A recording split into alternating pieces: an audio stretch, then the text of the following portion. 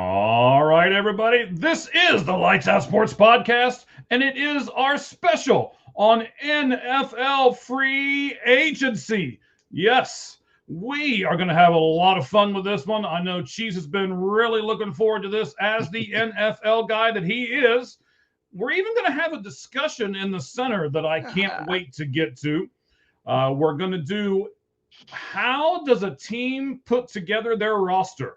And what are the pros and cons of putting it together either in free agency or in the draft? You know, our draft analyst expert over here, Cheese, will be able to give us tons of insights on this. I know he will, and I can't wait for that to happen. So we're going to get to all of that in just a second. But of course, before we do that, we got to have some kind of music, right, Cheese? Have to. Have to. It's a have No to. brainer. It's a must. It's a must. So, you know what? Here we go. Are you ready? Okay. 20 seconds start now.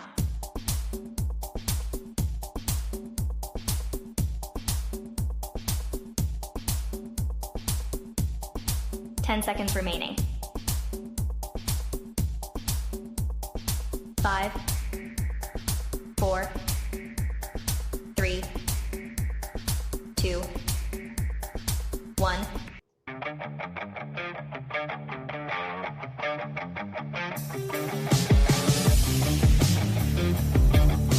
All right. A little bit different in the background we're going to go with today. Okay. Cheese is like, good, but can you turn it down while you're talking? Yeah, that'd be great. Okay, got it. Got it, buddy. Got it. I mean, I could kind of hear you. You can kind of hear me? All right. Maybe. I was looking at our comments over there. We'll get to them here in just a moment. But let me set this up for you because this show was completely written by our good buddy Cheese, our football analyst and draft analyst over here. So No I'm pressure. going to turn the reins over to Cheese. He's going to lead the whole thing. He's going to tell us where we're going to go, and it's probably going to be a better show because of it. So Cheese, without further ado, sir, go right ahead. Well, so here's the thing. We were going to lead the show talking about where would Max Crosby go? What team would trade for him? And I was, prepared notes for it. I actually had it all ready. That was the first thing I did. I was all ready, had all these teams. And then he got traded to the Ravens. So we're not going to lead the show with that.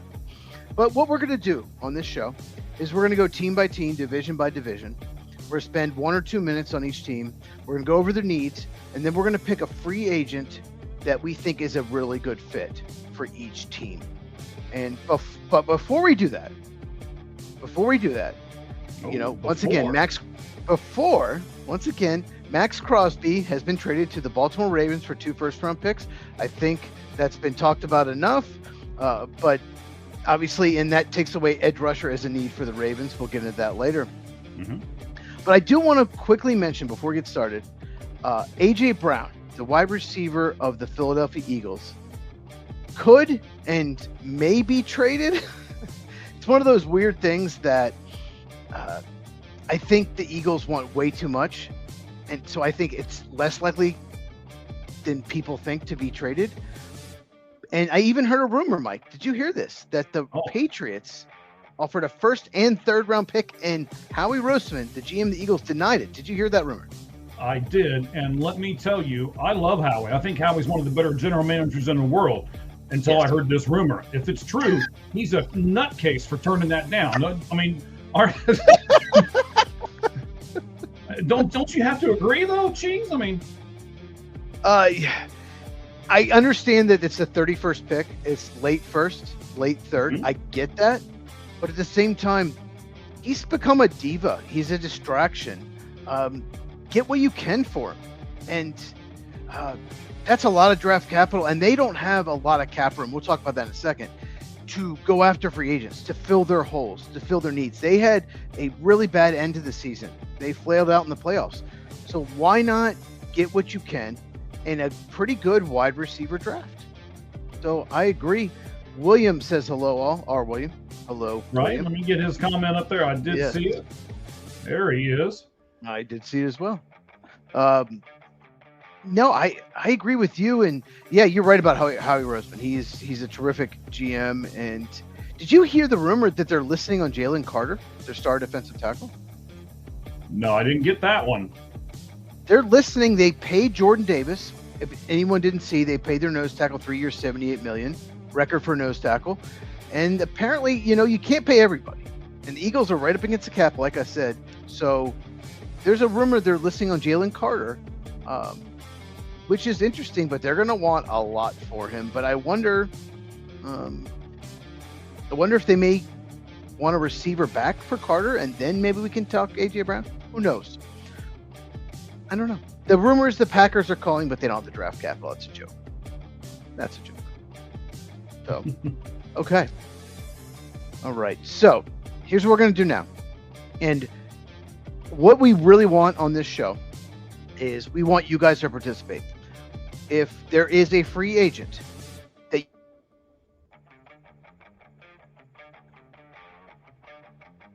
you think's a great fit.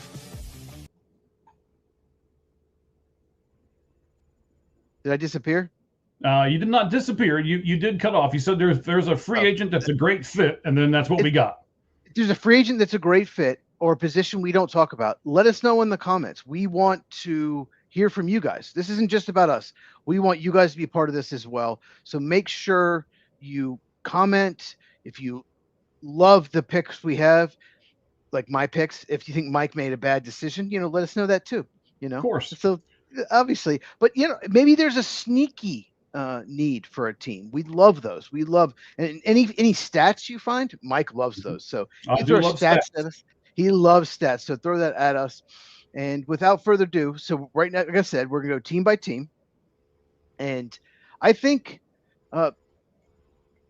basically Mike and I are gonna pick a lot of different players. We always do. When we do the lights out list, the top 10 list. We're not doing a top 10 list tonight. It's just a special. Although Mike wanted to do top 10 long snapper signings of all time, but I said no, it's not. There were a bunch of kickers that signed today. If you didn't see, I did see that. So we're gonna go over once again, not our predictions, but we think's the best fit for each team and free agent. Did you look at the salary cap at all? Like how much room teams had? No, you didn't. No, I did not. I looked at it a little bit. I didn't go too into it, but obviously some teams have more than others. So real quick before we start, I think this free agency is pretty weak, especially like for star players, but it's got some depth, meaning there's a lot of solid starters, like okay starters, but it's just really bad at the top. There's not like 10 studs in this free agent class. And that means the 2022 draft was weak, and it was pretty bad. But the positions where it's the weakest, in my opinion, are tight end, offensive tackle, center, and defensive tackle, or interior defensive line. Strongest, I think it's running back, wide receiver, edge rusher, and off-ball linebacker.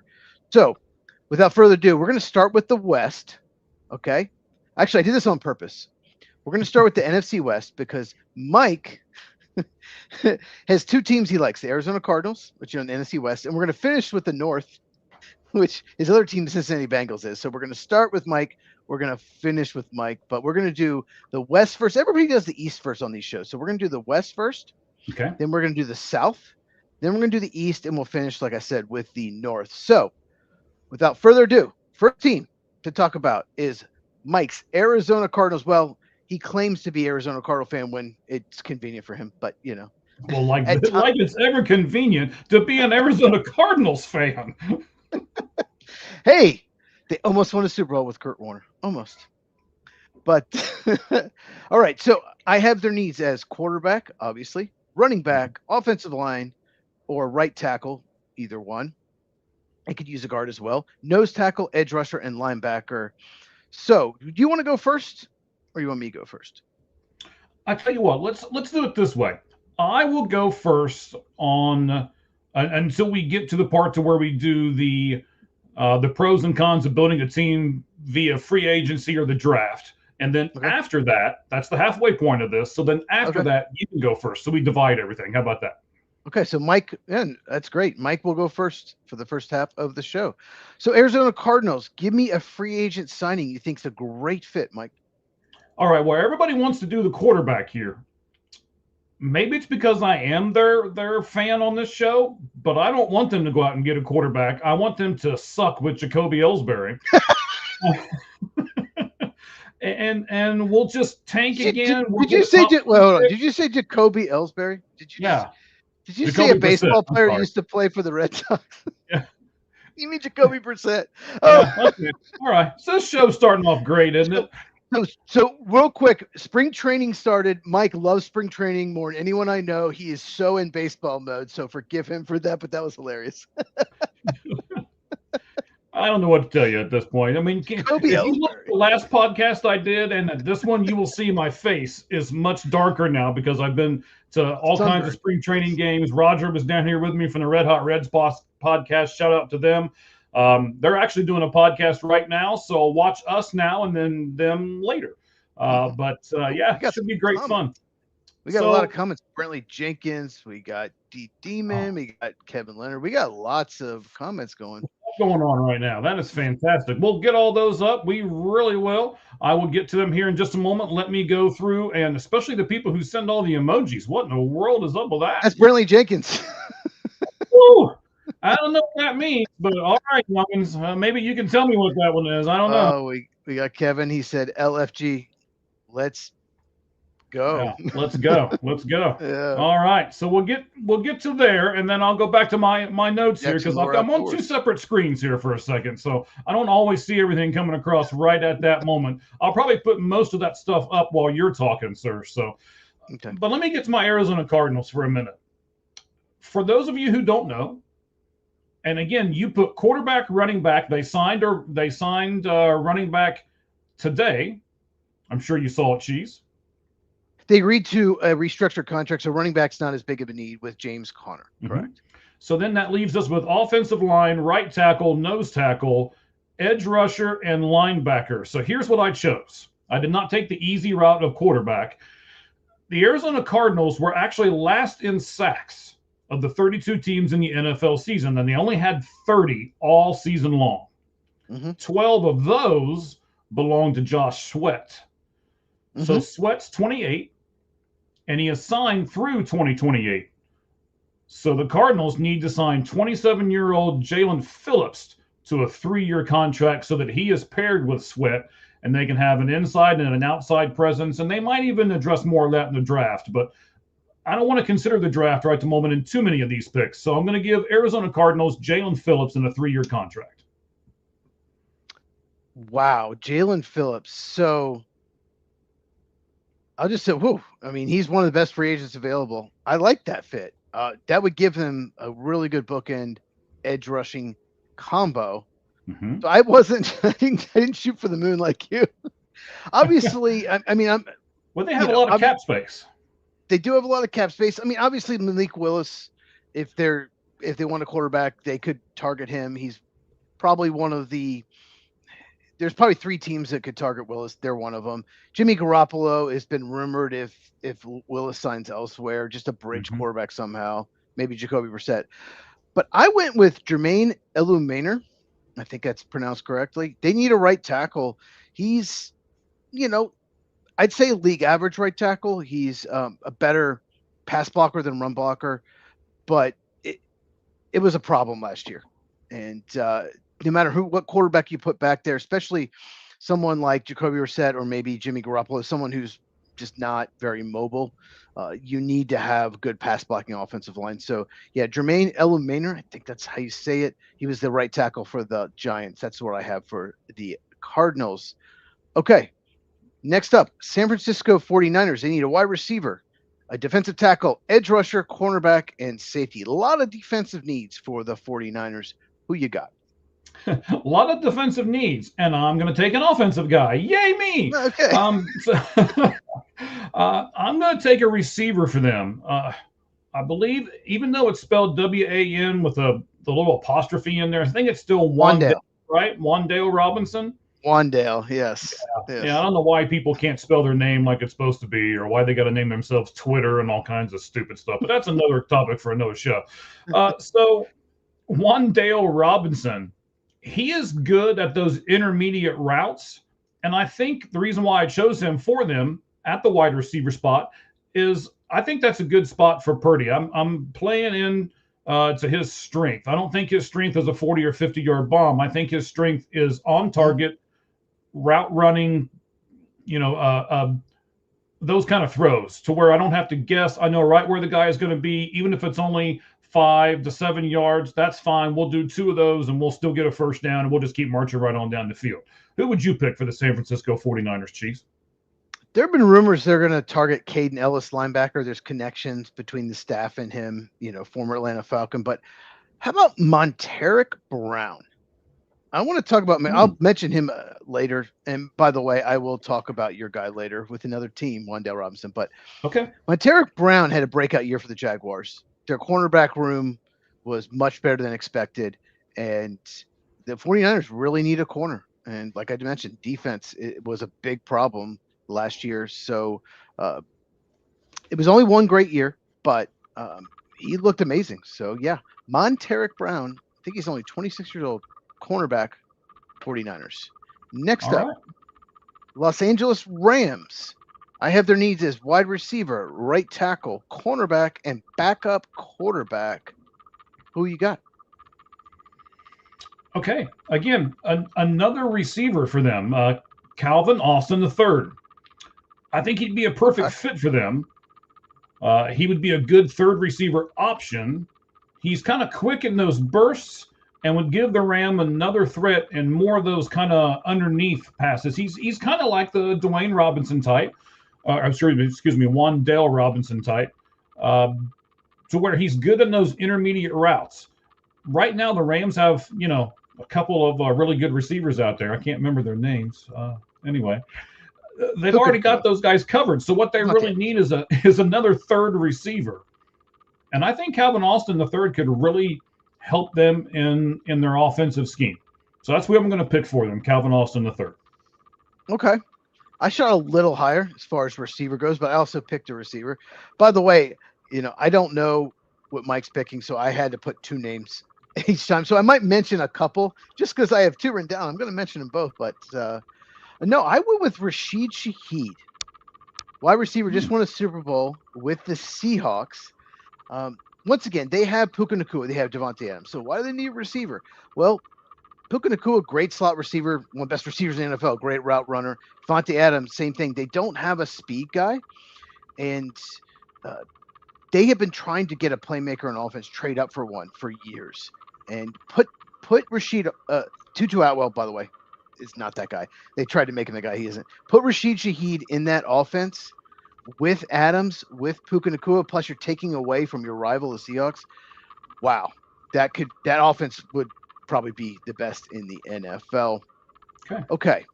I can't wait till we get to the Bengals. You're going to be so mad at me. Okay. All right. Seattle Seahawks. I wasn't mad at you the last show we did with that other guy you threw out there. Every mock draft I do, which I'm going to do next week after free agency, a week from Monday. So make sure you check out my channel at Football with Cheese on YouTube. Football with Cheese, Cheez. Yeah, got that in there. Surprise, surprise. Surprise, surprise. I'm going to do another mock, and I already have someone planned for the Bengals to make you even madder. Okay. Seattle Seahawks. And just so everybody knows, in the description here, I have our YouTube channel at All Gloves Off Sports Media that has myself. It has the Red Hot Reds. It's got a lot of other stuff that you can do. We're looking to add a few more. So if you guys are out there and you are doing a show and you're thinking that you want to come on board with a bigger conglomerate like All Gloves Off Sports Media, please drop me a DM over on our X account at All Gloves Off SM, and we'll talk. But in the descriptions down below, Cheese's account is there on YouTube, and so is ours. So check those out, and all you got to do is do one simple click. Go ahead, Cheese. And follow us on X at Football Cheese, basically without the with. Follow me on X. But it's more important right now to go to Mike's X.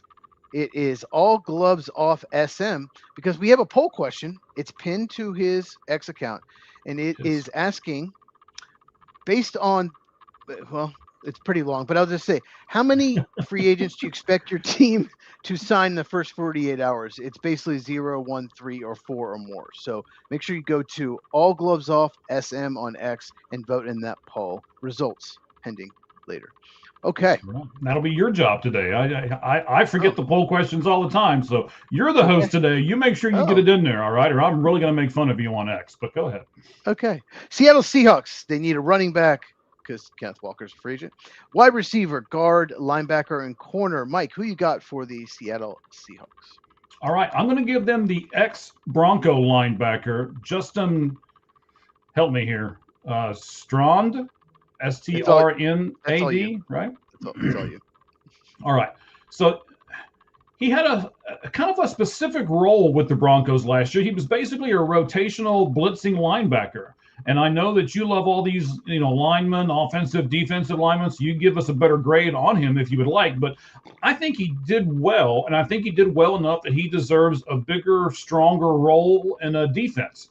And I believe, why wouldn't you want to go to Seattle and be that guy to get a bigger and better role with them? So I think that'd be a great fit for Justin. That's why I gave him to the Seattle Seahawks. Yeah, he's one of those under the radar free agents. He is 29 years old. Probably won't cost a lot. So that that's a really interesting fit. I never thought about him with the Seahawks, but I love that fit. And they do have some defensive free agents. So I also went defense. They have a lot of cap room, which is surprising. Usually Super Bowl winners, the best teams don't. But I'm going to go with Jamel Dean, cornerback. I think he's going to be 29 or 30 from the Tampa Bay Buccaneers. And I just think he's such an amazing fit in Mike McDonald's offense. And they have two free agent corners. Tariq Woolen is a free agent, and so is Josh Jobe.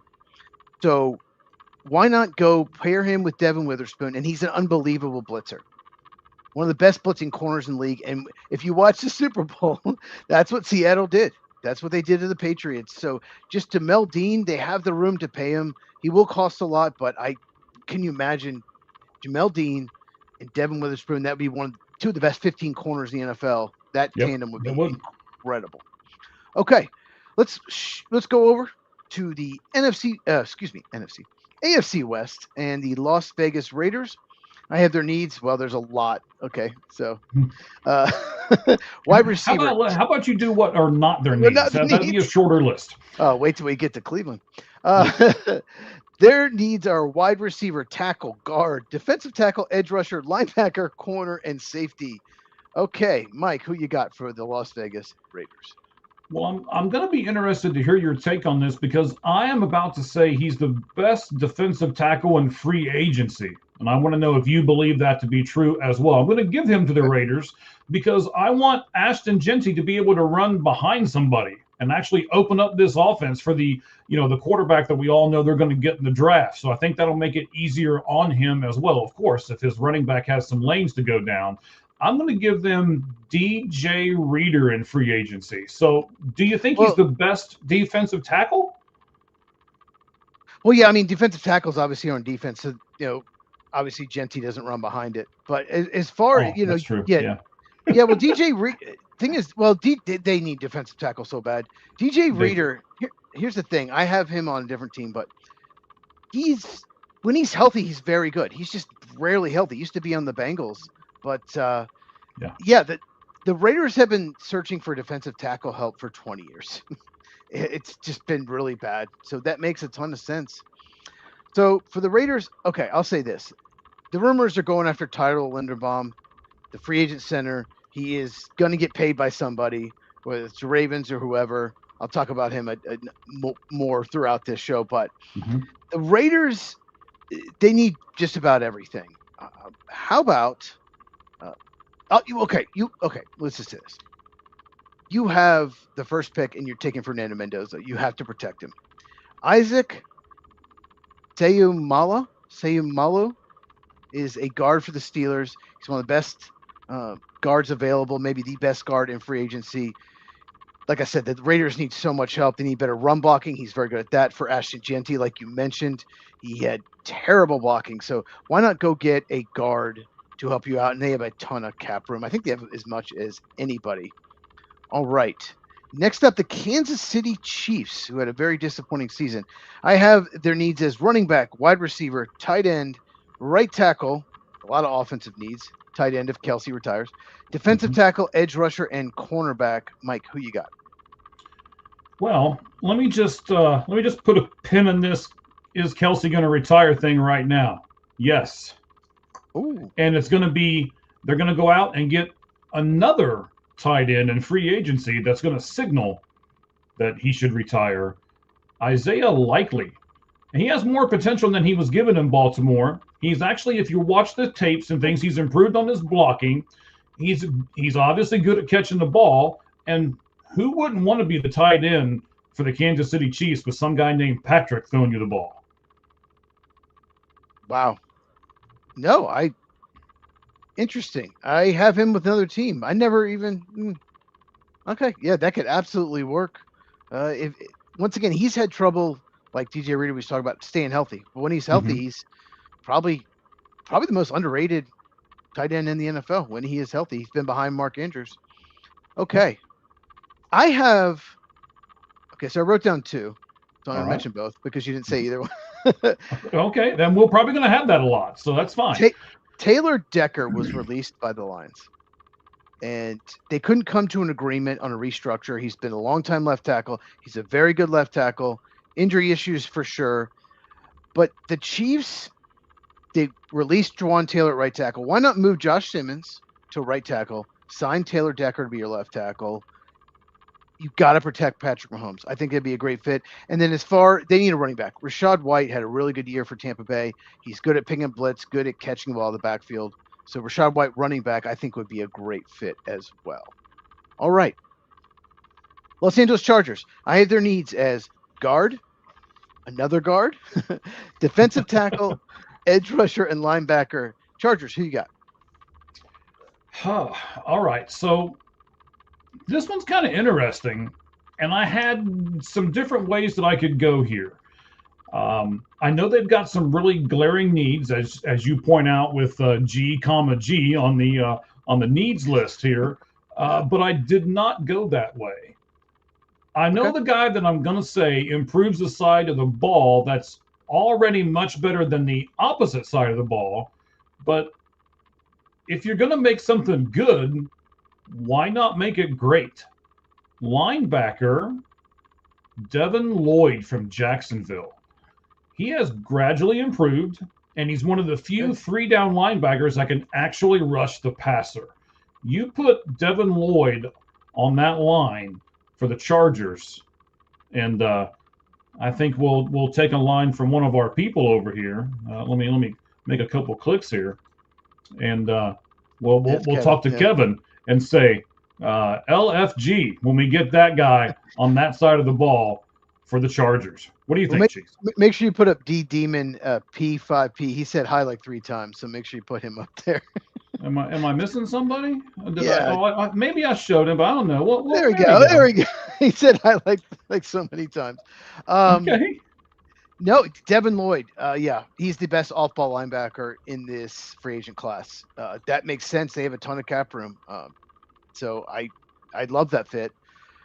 So I have Trey Hendrickson with another team, but they could sign Trey Hendrickson because they have cap room. They need an edge rusher. They re-signed Khalil Mack, but it's probably his last year. He's toward the end. They still need edge rushing help. So I just wanted to mention that. But I can't wait for your reaction, by the way.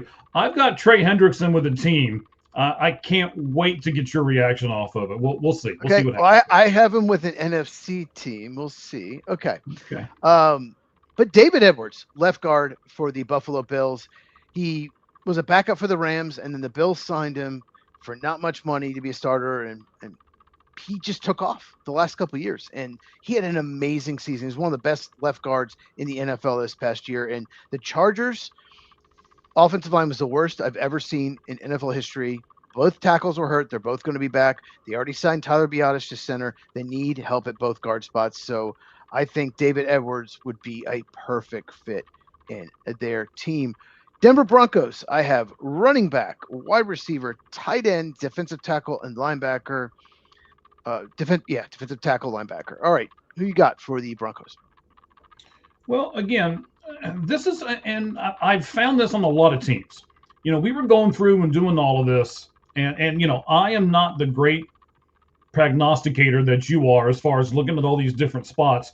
This one for me actually was pretty easy. They need a little more offense. They need a hybrid running back that can help that offense score. So why not give him the guy who was top 10 amongst running backs in not only 20 plus yards, but 40 plus yards rushing, and can actually catch the ball with these little short nicks dump off passes that he has. And then he can probably turn them into, turn the 4-yard pass into a 7 or 8 yard gain. I think the perfect fit for Denver Broncos is the running back Travis Etienne. Good thing I write down 2 names, because that was the first name I wrote down. Oh, he's a perfect fit for Sean Payton's offense. Absolutely. That's the kind of back Sean Payton wants. Okay. So I have David Njoku, tight end, formerly Cleveland Brown. Tight end has been a need for years for the Broncos, a receiving tight end, and Bo Nix needs another weapon besides Cortland Sutton. And obviously Nix didn't play in the AFC title game, but still the offense didn't have enough weapons for Jared Stidham, the backup quarterback. And tight ends, like we just mentioned, is a big need. So I'll go David Njoku to the Broncos. Next up, we have the NFC South. We're done with the West. All right. New Orleans Saints. I have running back, wide receiver, guard, defensive tackle, edge rusher, linebacker, and cornerback. Yes, they're one of the worst teams in the NFL. They need a lot. Who you got for the Saints? Well, you're right. They do need a lot.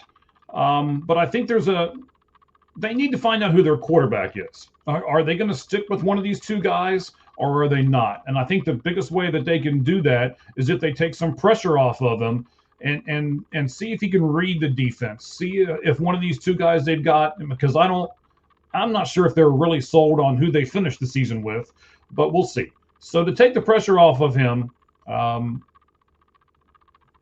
their, I guess I would call him good at best quarterback, you do that with a running back. So I'm going to give the New Orleans Saints Kenneth Walker III. But I'm going to put a caveat on this one here, but they'll probably have to overpay him. And I'm not sure how smart it really is to overpay an often injured running back who really has only had a really successful half of one season. But I don't think they can get Love in the draft. I think he'll be out of there before they're there, because you can tell me Kansas City picks before New Orleans, right? Or not? The one pick after. Saints pick 8, Chiefs pick 9. Ah, okay. Well, one of those 2 teams is going to pick Love. So, yeah. What? Yeah, I think the Chiefs at 9 is probably the lowest he will go for a running back, believe it or not, even though he's a running back. I agree with you. I think Chiefs is probably, unless the Saints and Chiefs sign free agent running backs. I agree with you. Okay. Yeah, I don't Dorcrex. Yes. What Dorcrex is saying is he wants to talk about a team that has a fish mascot, like maybe the Dolphins. Maybe we'll get there. Yeah, I don't know. I have. We'll talk about Kenneth Walker. Keep swimming. Go ahead. We'll talk about him in a later team with me. So okay. I had 2 names. Now let me ask you this, Cheese. I didn't ask you this beforehand. I don't know what you tried to do. Myself, I tried to put one person with each team. I did not put any 2 people with any, or I didn't put one person with 2 teams. How did you do yours? I did a few times. I did. I couldn't. Not to, but there are a few repeats. You'll see. Okay. Especially when we get to the north. But yeah, there are a few repeats because they're just such good fits. You mentioned Isaiah Likely. I think he'd be a great fit in New Orleans. Tyler Shuck needs another weapon. He needs a tight end. I think Isaiah Likely would be great. But Nakobe Dean, linebacker, he's had injury issues with Philadelphia, but when he's healthy, he's been good. And the Saints could really use linebacker help. Demario Davis is a free agent, so I would love to see both of those as fits for the Saints. Atlanta Falcons, I have wide receiver, defensive tackle. So only one offensive position. Wide receiver, defensive tackle, linebacker, cornerback, and backup quarterback. Who do you got for the Falcons? Well, again, I think This one was relatively easy for me. So you stretch the field and you give their great running back a lot of real estate, a lot of room to run when you do that. So they're more than likely going to lose Alec Pierce and his 21.8 yards. Or no, I'm sorry. Well, he's on the Colts. Yeah, he's on the Colts. They lost I'm flipping Darnell these Mooney. teams. Well, they lost Darnell Mooney is who they lost. Yeah. Yes. But I'm wanting them to sign Alec Pierce. My apologies. Okay. Oh, wow. The Atlanta Falcons sign Alec Pierce and get his 21.8 yards per reception that he's had the last 2 years. They stretch the field, and then they hand the ball to their running back and let him go. You know, I didn't actually think about him. I have him with another team. More on that later. We keep saying that. We get to the East divisions. Interesting. That actually, Michael Penix Jr. would be ecstatic, and that'd be a great compliment to Drake London. I actually love that fit. I should have thought of it. Mike, what are you trying to do? What are you trying to do? You're taking over as the NFL guy? Is that what you're doing? No, not at all. Not at all. If you'd see all this crazy stuff around me right now. I mean, I'm sure that everybody that's watching keeps going, man, why is he showing us this bald head for? He keeps looking down. That's because I want to make sure I get all these notes right. I've got so much stuff around me right now. It's insane. All right, I'm going to give you about a minute here as I talk about the Falcons. Okay, go ahead, buddy. So they could use some linebacker help. And there's a player I've been very critical of, but he's just miscast in Green Bay. He's not a middle linebacker. He doesn't have instincts, but he's athletic and he's fast. He needs to play the weak side linebacker. And there's a team, the Atlanta Falcons could use a weak side linebacker in Quay Walker. I think he would actually fit on that turf, speed. You know, teams in domes, teams, you know, inside typically favor speed more than outdoor teams. I think he would fit them. They could also use him as they like to use like linebacker / edge. They like to do that.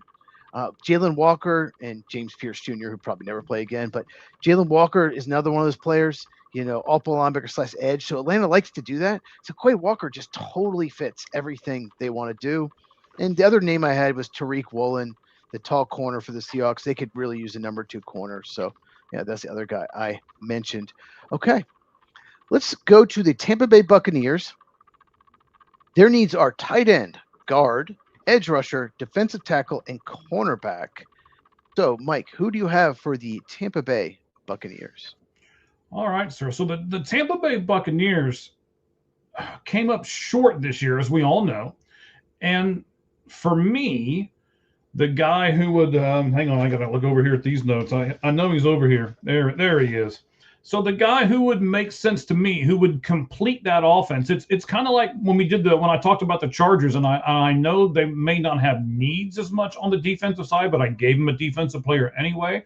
I'm going to do the same thing here with the Tampa Bay Buccaneers. Even though you do have tight end as their number 1 need, I'm going to give them the guy who I think is the best one, Cade Otton. Oh, so they re-signed him. They re-signed Cade Otton. Yeah, I want them to re-sign him. Okay. Sometimes the guy you know is the best guy that you can have. So yeah, I really like that fit with him, and I think I'm afraid who else would sign him if they don't re-sign him. And there's a few teams out there that I really don't want to sign them. Possibly the next team on the list, but we'll get to that in a minute. But so Tampa Bay for me, re-sign Cade Otton. Cade Otton is.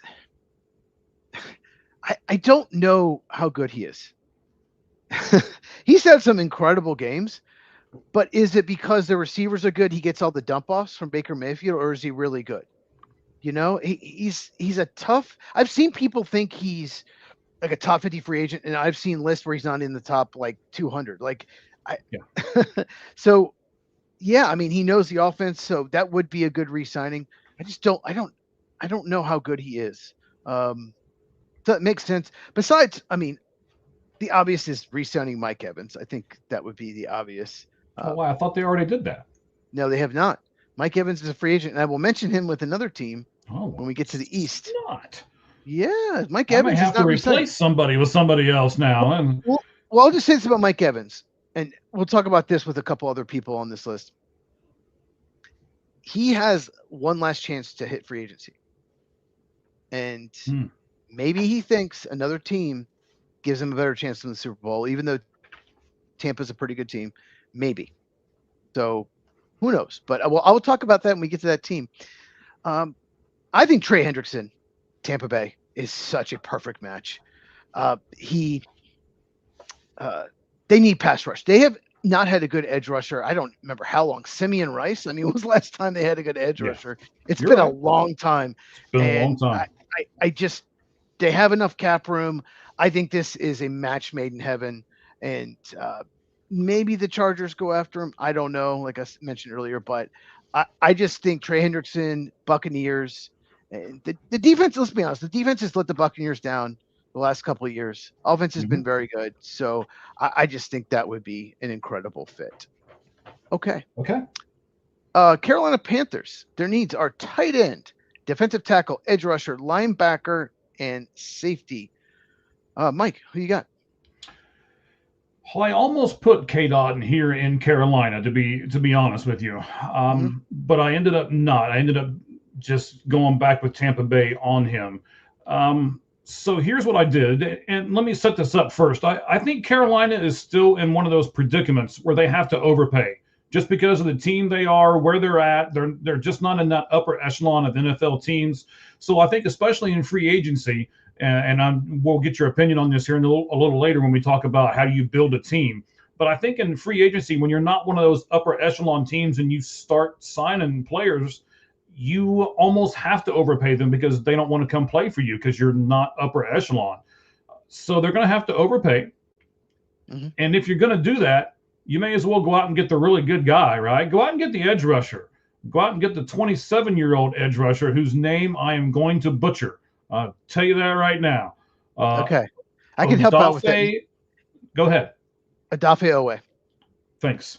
But yes, that's the guy. That's the guy I think they should go out and get. In my opinion, the best edge rusher on the market. And if you're going to have to overpay, then I think you go out and get the best one. If that's what you have to do, go get the best one money can buy. So you think he's better? Maybe he's 4 years younger, but do you think he's better than Trey Hendrickson? I do, because you just said why. He's 4 years younger. Yeah. Okay. Yeah. Wow. I think Trey Hendrickson, as much as I love him, as much as I know the Bengals aren't going to sign him, and we've talked about this in prior shows, the Bengals screwed this all up. So I want him to go somewhere, and I want him to get a ring, and I want him to get paid. And maybe that's part of the reason why I don't want him to go to Carolina either, because I don't think he'll get any of those things but possibly get paid in Carolina. So I can't wait to tell you where I want Trey Hendrickson to go. It's going to be a good show when we get there.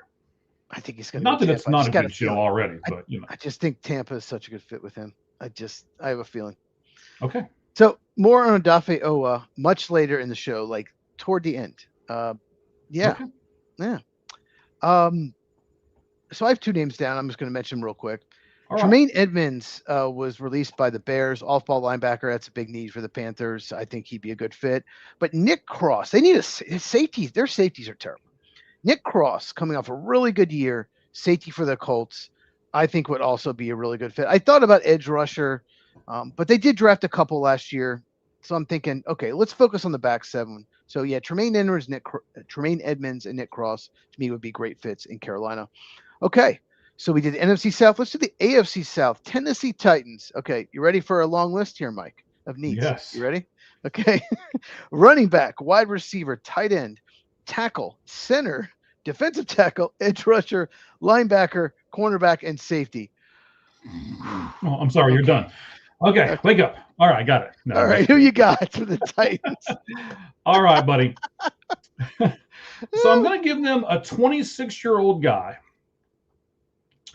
who I think really shines some in Atlanta, but if you take the number 2 tag off of him and put the number 1 tag on him, he'll be able to shine more in Tennessee. Tyler Algier, I believe is how you say it, correct? Yes, that's correct. Yeah, from Atlanta. Yep. There were times when he actually kept running back number 1, who I love him there in Atlanta, off the field for a little bit. And I really think if you put him on a young Tennessee Titan team with a young quarterback, get some young receivers in the draft off of him, and let's just score as many points as humanly possible and cross your fingers when the defense hits the field.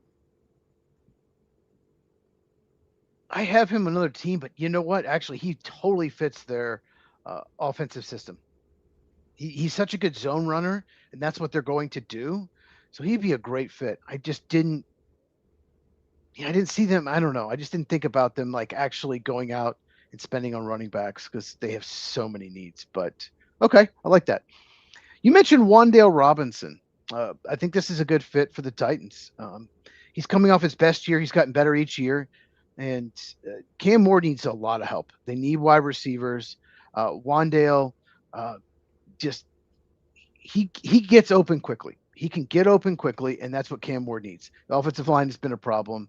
I also have just one other name mentioned, Cade Mays. He's a backup center for the Panthers. When he was asked to play, he was decent. Maybe not great, but he's a 26-year-old free agent, which if you didn't know, 26, 27-year-old free agents are much more valuable than 31, 32 because you get them. Yes, you get them in their mid-20s. So Cade Mays is center.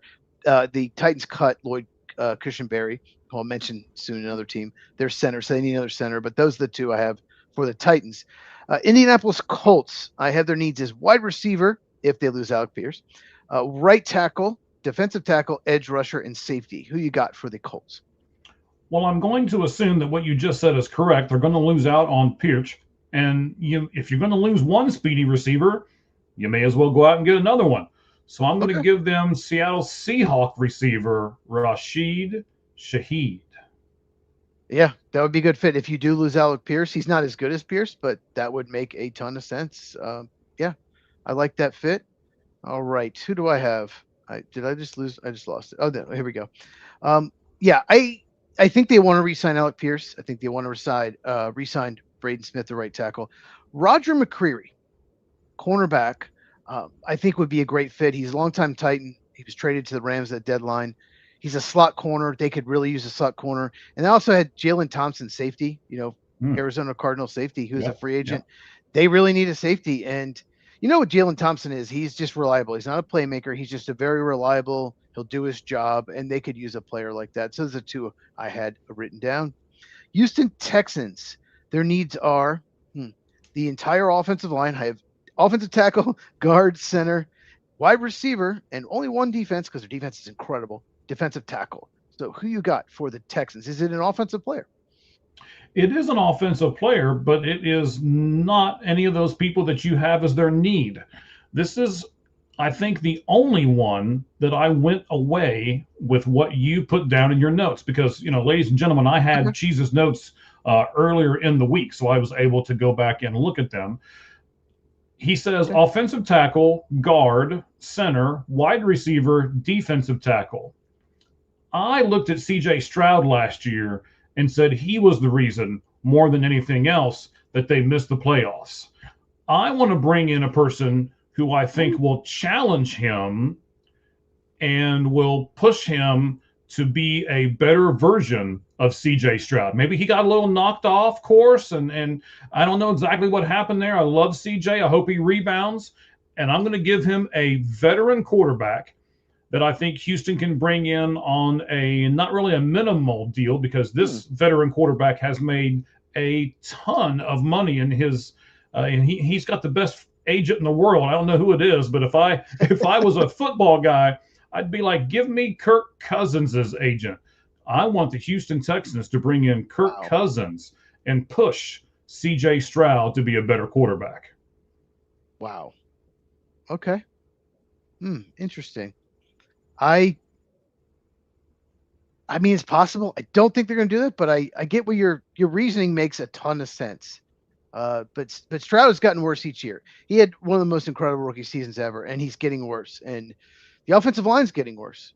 So maybe it's not. And you're right, I agree with you. But if he continues to get worse, at least you've got a quarterback that you can plug in there, and you can bench him and say, "Look, man, okay, we're done with this." And you and I both know that this coming year's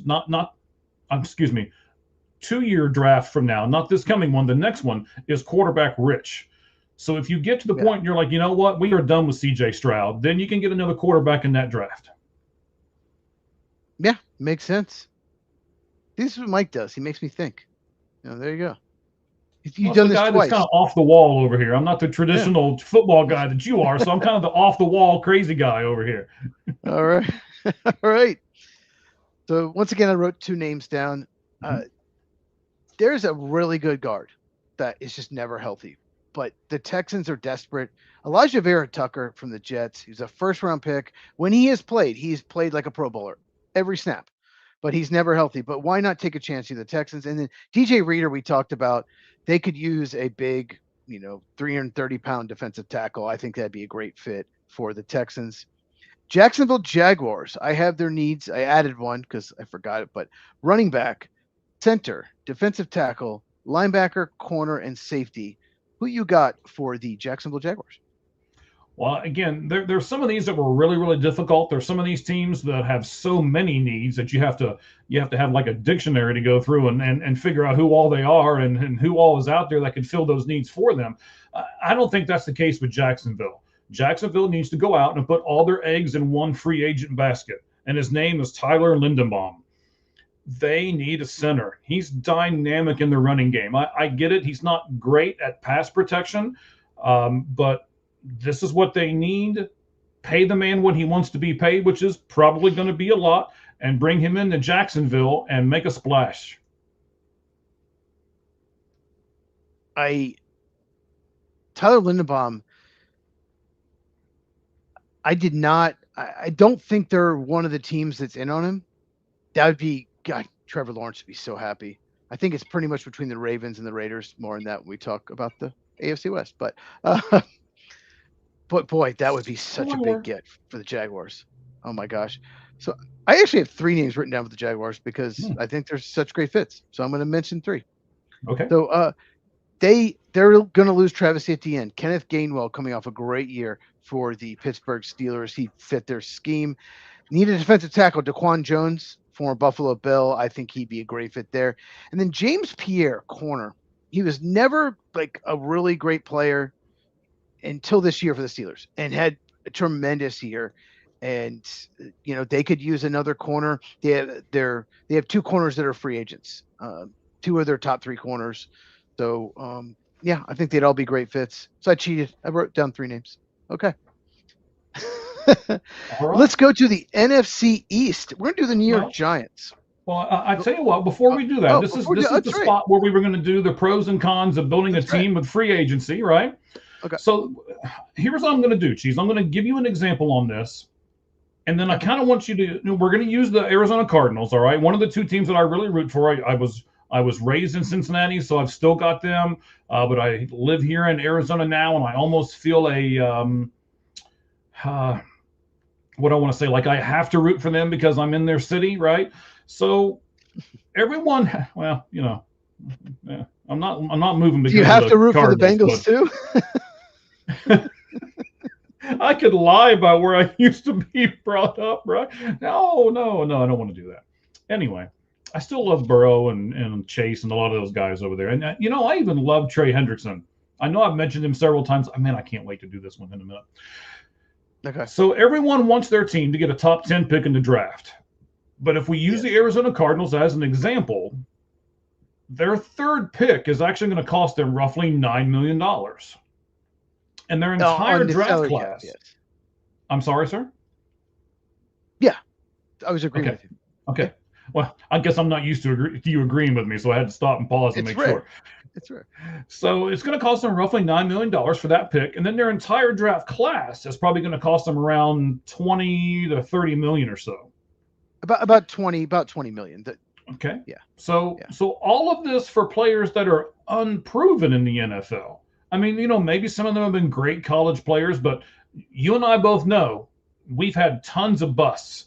I mean, just start naming the 1st round picks of the Cincinnati Bengals, and you can just get tons of busts, right? Klingler and the Penn State running back, and Keyshon Carter, Keyshon Carter, that was it.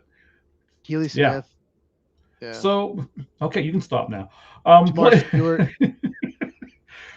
Players in free agency will cost you more, but I would say they're pretty much proven commodities by the time they get free agency, right? They're, the least age they are is usually like 26, 27, something like that. So in that sense, you kind of get what you pay for as well.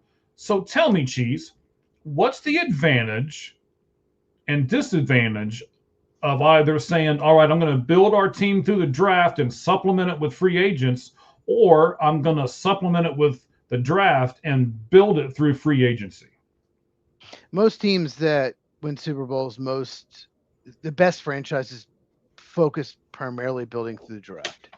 You mentioned that the Cardinals, okay, it's $9 million cap hit for their 3rd overall pick, but they get the 3rd overall pick. They should not miss on that pick. They're getting one of the best players in college football. So $20 million. I think the Raiders, it's like $22 million. They have the most draft capital. They're the first, 14th, and 34th pick. So theirs is like $22 million, something like that. That's actually not a lot of cap room when you look at the entire cap. It really isn't. I get what you're saying. Mm-hmm. But the point is, you're not supposed to miss on draft picks. You're supposed to hit on them. You're supposed to take the best player available. And if you hit on your draft picks, then you don't have to worry about it. You don't actually, when you hit on draft picks, if you have 2 or 3 good drafts in a row, then you don't have a lot of needs in free agency. And free agents get overpaid. Almost every free agent and every year gets overpaid. Every once in a while, there's some guy gets like 1 year, $3 million that ends up being way better. But almost every free agent gets way overpaid. So the best thing to do is build through the draft. 4th, 5th, 6th round picks, you hit on those picks, they're so cheap. And you control them for 4 years. So trade down, get a lot of picks, build through the draft. But you, once again, you have to have a good drafting GM. It doesn't work if you have a GM that just keeps missing on picks year after year after year. And first round pick is so important. Not only is it a high cap number, but it's guaranteed 4 years. It's guaranteed 4-year contract. So if you miss on him and after 2 years, he's just terrible, you still have to pay him the next 2 years. Releasing him or trading him is not going to help your cap. It's not. You still have to pay him. And so I am definitely a build through the draft guy. I'm a Ted Thompson, former Packer GM, Ron Wolf, build through the draft, re-sign your best players, let the bad ones go in free agency, get compensatory picks, trade down, and just keep drafting. That's how you replace the guys you lose in free agency. Now, to answer your second question, what is the advantages and disadvantage? Well, the disadvantage of the draft mode is if you miss on draft picks, you're screwed, because that's how you primarily build your team. If you keep missing on picks, you're not going to have a good roster because you have bad players. Missing on a first round pick is devastating. Like I said, not just for the money, but there are first round picks. You have to play them. You don't want to admit you missed on a first round pick. So you keep playing them and playing them until you're finally, okay, we can't. So that's a big disadvantage. You have to hit on them. So what are the advantage and disadvantage of free agency? You said it. They're a proven player. You've seen them play in the NFL before.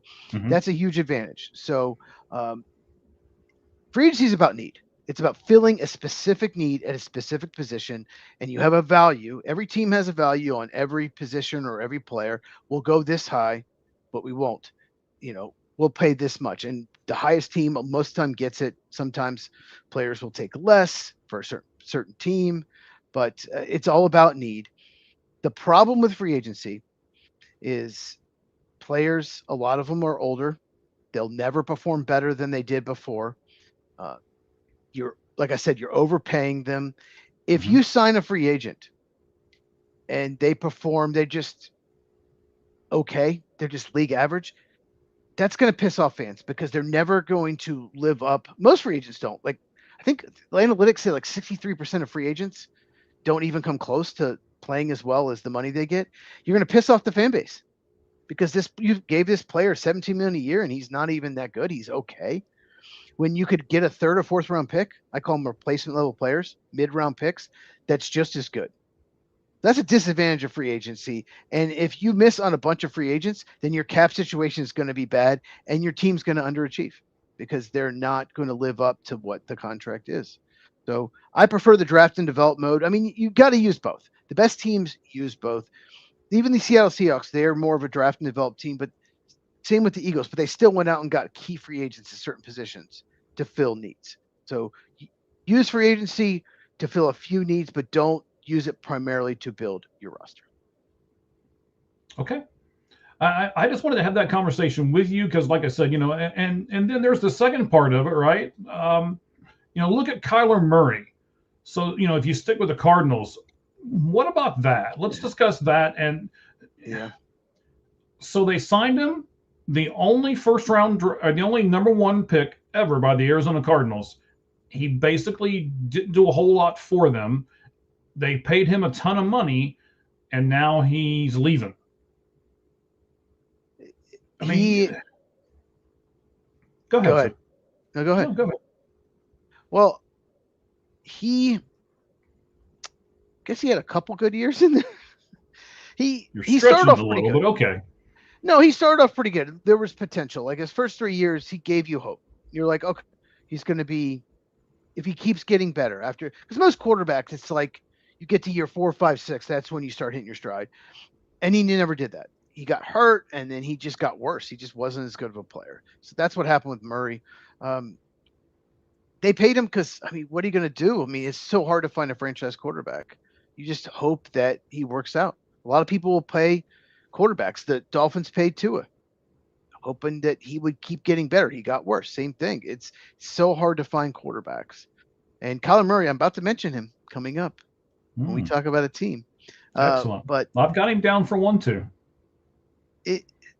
There was just a disconnect. Just watching him play, I don't know if he just kind of checked out after he got paid. There was a disconnect, and it just didn't seem like he really wanted to be there at times. And like I said, he gets hurt a lot, and he needs to change the scenery. And he will be an absolute steal for wherever he goes to, whether he's a backup or starter, because they can sign him for the league minimum because the Cardinals are basically paying his contract this year, even though they're going to release him. Same thing happened with Russell Wilson. The Steelers got him for next to nothing. Right. So, yeah, Kyler Murray, he's there. There is some team going to go out there, and I'll predict it in a second. It's going to desperately want him and make them their starter just because we want to hope. We think we can get him to what people expect him to be. We think we can do that. Okay, interesting. All right, so here we are. Let me reset this for us for a second, and then, of course, Cheese, again, as I said in the very beginning, if you weren't with us back then, shame on you, first of all, but thank you for joining us now. We're doing our free agency special where we discuss the needs of all 32 NFL teams. We're at the halfway point here of the show, so we'll give you the needs as Cheese wrote them all out for us, and then the two of us will fill their needs. I don't think any of us have done the same player well, we did one. We did one earlier in the show where you had to pick your secondary person, but other than that, we've come up with different people. Who was that? Let me scroll back up. That's okay. I couldn't remember. I've got, like I said, I've got so much stuff around me. If people could see it, they'd be like, "God, you're a disorganized mess." But I'm usually not like this. But it's a little different for me. This was a lot to do. This was a lot of. I mean, it's all football for this show, and that's not usually the way we work. It's usually some football, some NFL, some college, some baseball, and all that. So. Oh, it was Chargers. Devin Lloyd. I think you said Devin Lloyd Chargers. Okay. Yeah. This was a lot of work. So the other thing that we'll do here before it's all said and done, of course, is our over on our X account, All Gloves Off SM. We have our poll question up right now, and that is this. Based on everything that we're going to do here today, all 32 of these teams, the needs that they have, and who they're going to fill them with, how many NFL free agents do you expect your team to sign in the first 48 hours of this crazy time it's about to happen here of NFL free agency? Your choices are 1, 3, 4 or more, or 0. And I'll tell you, 2 of them are really close, and then 2 other ones are really close. So get on over there. All Gloves Off SM on X. Vote for that poll question, and we will add you to it and discuss everything here momentarily. But I know you want to get back to this stuff, Cheese, NFC East. Go ahead, buddy. New York Giants. Their needs are wide receiver, tight end, tackle, guard, center, offensive line, linebacker, and corner. Who you got for the New York Giants? I'm going to take your first one, and I may hurt you a little bit here, but I'm gonna take a guy. Romeo Doubs. Okay. I think he'd be a good compliment for them. Again, this is another one of those teams that I'm not sure about their defense, but their offense is improving. We both love Scatterboo, and you're a little unsold on Jackson Dart. I'm probably a little more sold on him than you are. They do have one really good wide receiver as well. He was injured the majority of this year, but I think you give them another one to complement that. And again, it's just like an earlier team I mentioned. Just let them score as many points as humanly possible and cross your fingers when the defense gets on the field. Okay. Yeah, more Romeo Dobbs later. Yeah. I like that fit. I'm not sure where you're going to go. There's like 10 or 12 teams rumored for him. So basically anyone that needs a wide receiver. So I have, if I'm completely losing my notes. There we go. I'm jinxing you. I keep saying I've got so many, and now you're losing all yours. Once again, I wrote down 2 names. Ed Ingram, the guard from the Houston Texans, really good run blocker. Giants need better run blocking. They absolutely do. He would be a fit. And Alex Singleton, linebacker, formerly the Broncos. They need off-ball linebacker after they cut Bobby Okereke. So they need off-ball linebacker. So Alex Singleton, to me, would be a good choice as well. I didn't pick anyone super big for them because why would someone big want to go to the Giants because they're terrible. Okay. Next, we have Washington Commanders. I have wide receiver, tight end, center, edge rusher, defensive tackle, linebacker, corner, and safety. All 5 positions on the defense. Defense has been a huge problem for them, especially this past year. Who you got for the Washington Commanders?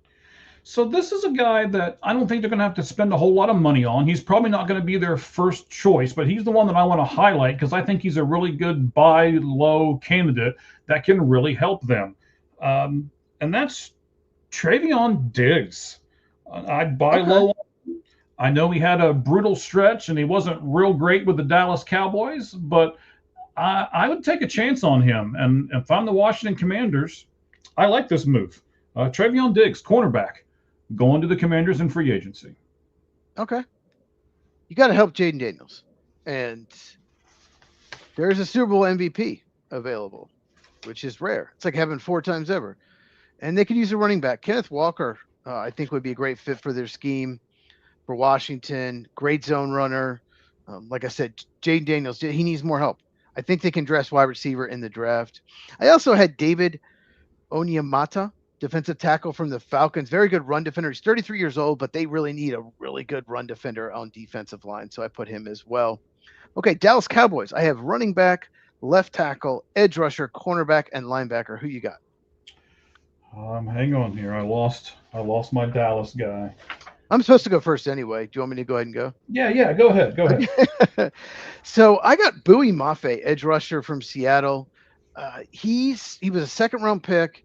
He's a good player. He's just not a great player. But, Seattle had all that depth at edge rusher. Only 2 sacks this past year. That probably doesn't look great. But at the same time, he's better than that. They just had a lot of players on that defensive line.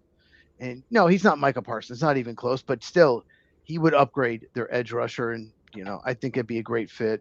We'll see you put. I also have somebody else. But well, what do you I should have let you go first because I also picked Bowie Mafe for the Dallas Cowboys. I'm with you. They lost one of the better edge rushers in football. You've got to replace him.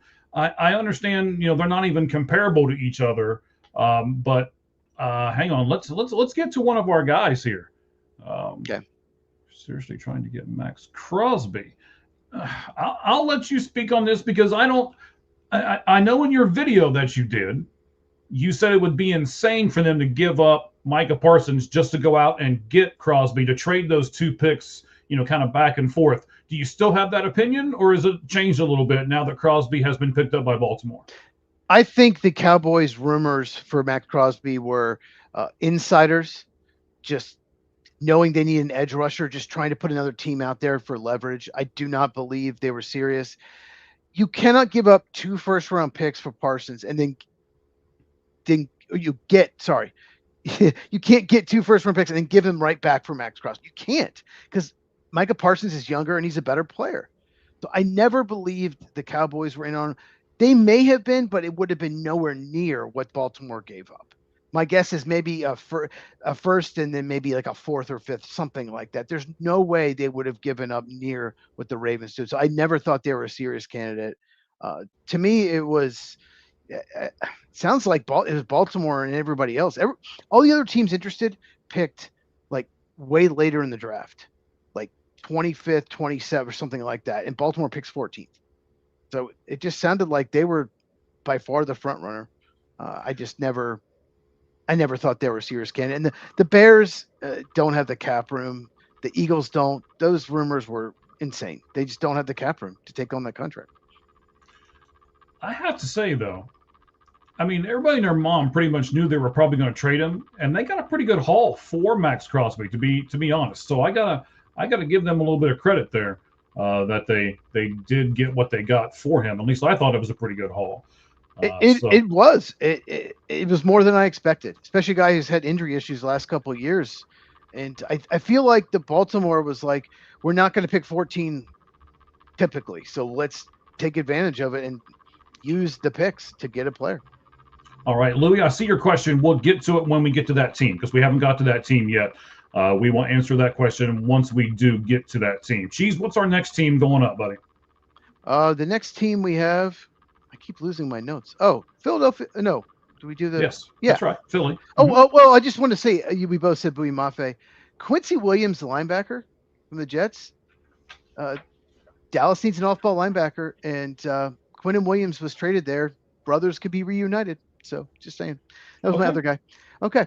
Philadelphia Eagles, wide receiver, tight end, edge rusher, cornerback, safety. So the thing with the Philadelphia Eagles, if they trade A.J. Brown, wide receiver becomes a humongous need. You could argue it's already a need. They need number 3 wide receiver. Just wanted to mention that. Who you got with the Eagles?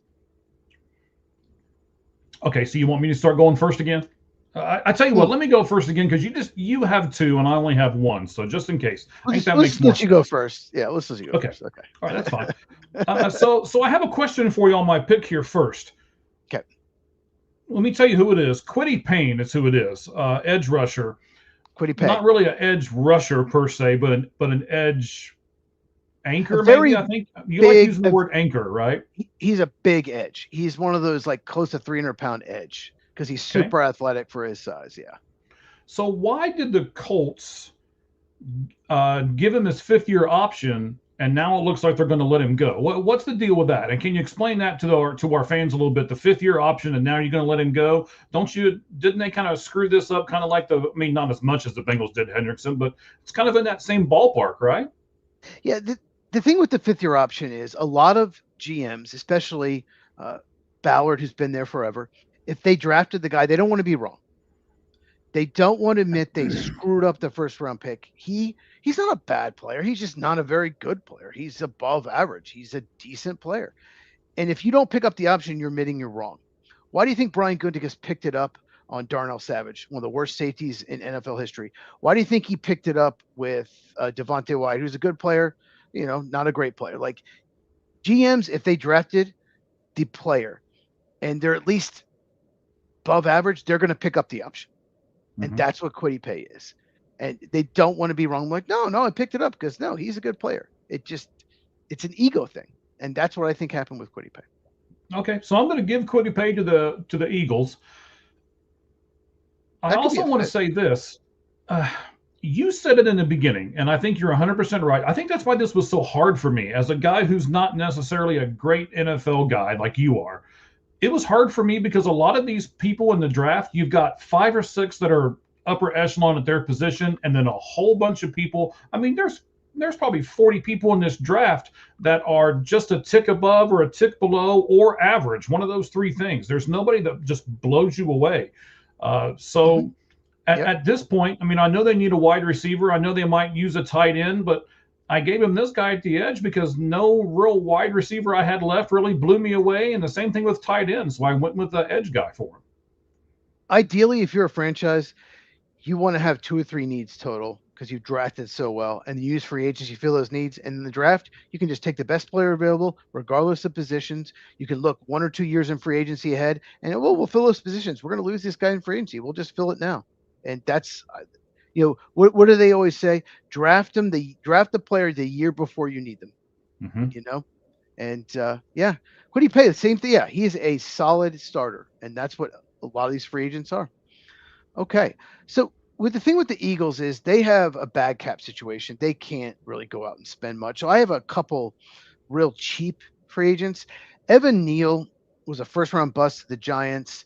the Eagles had so much luck going after, like Mekhi Becton is a perfect example, going after offensive linemen that struggled, the first round bust, and then just getting the most out of them. So I think they could sign him. And Jalen Naylor, wide receiver for the Vikings, he was like a 6th round pick, and he's been the number 3 receiver of the Vikings. And when he's had an opportunity, he's played well. So I think, especially if they trade AJ Brown, I think he could be a good, under the radar signing. Okay. Next up, AFC East. We have the New York Jets. Lot of needs here. Quarterback, wide receiver, tight end, center, guard, edge rusher, linebacker, cornerback, and safety. All right, Ooh. Jets. I'm out of breath. Copy. The entire team. Who you got? Well, I mean, we have said it before. You can't win if you don't have a good quarterback.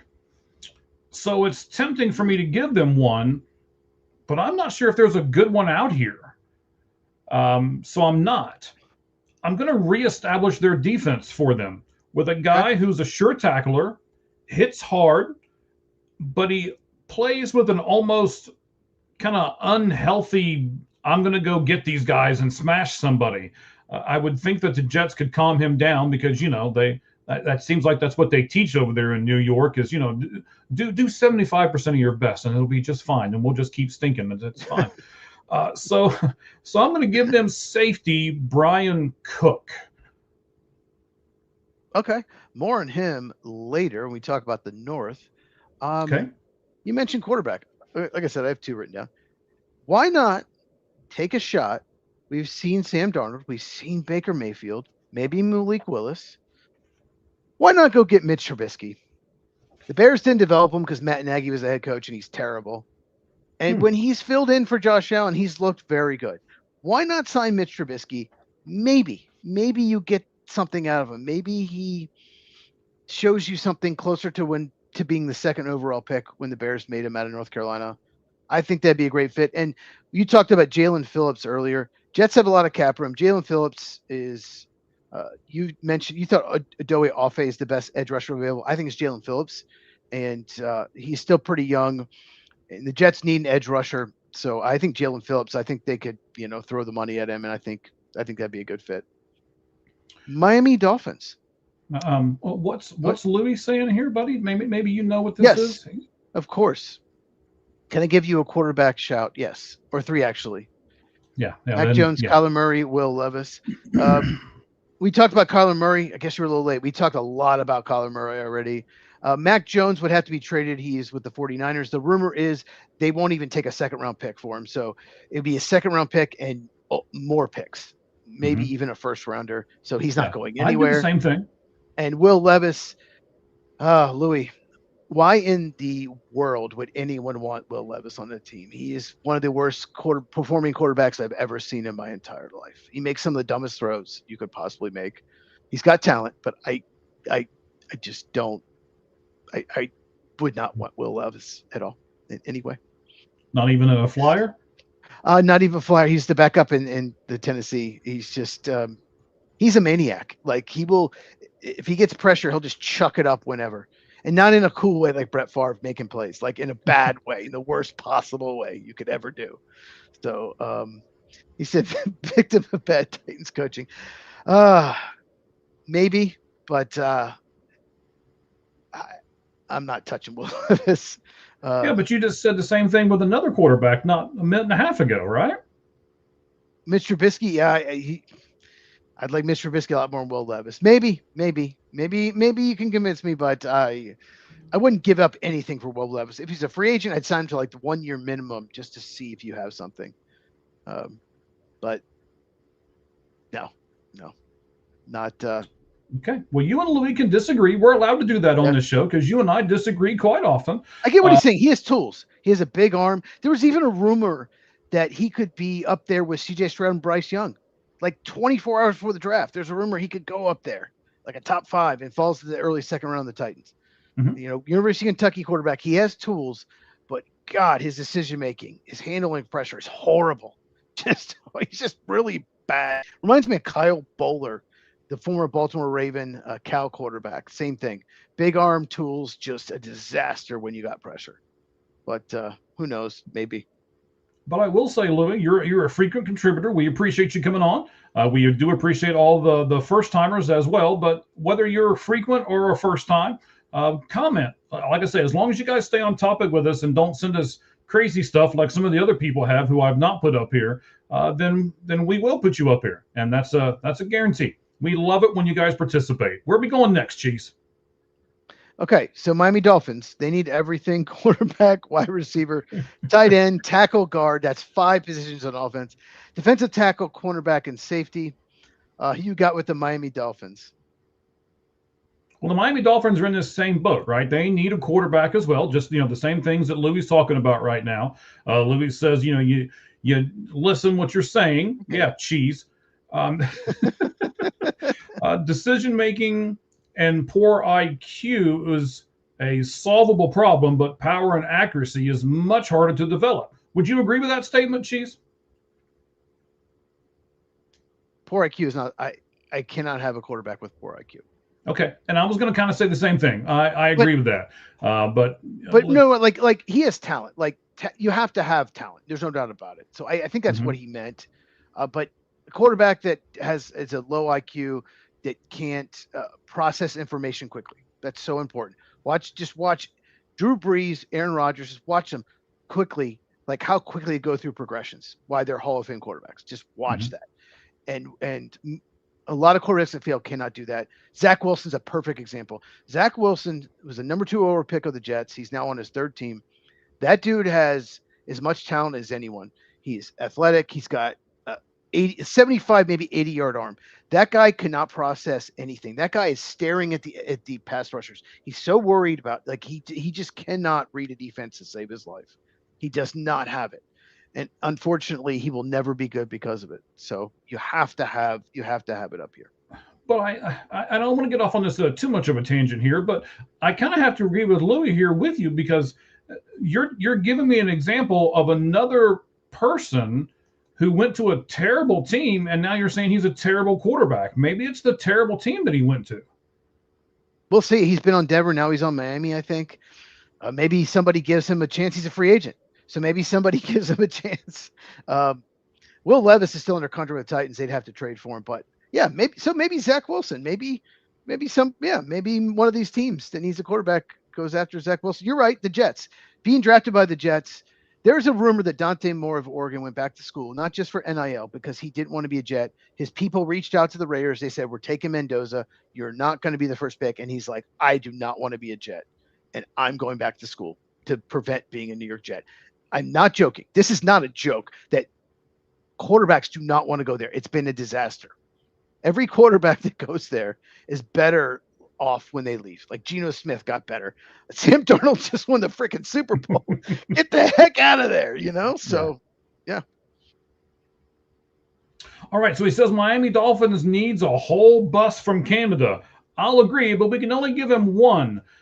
I did something with this pick that I haven't done with any other picks so far, and I don't think I'm going to do it with any other picks from here on out.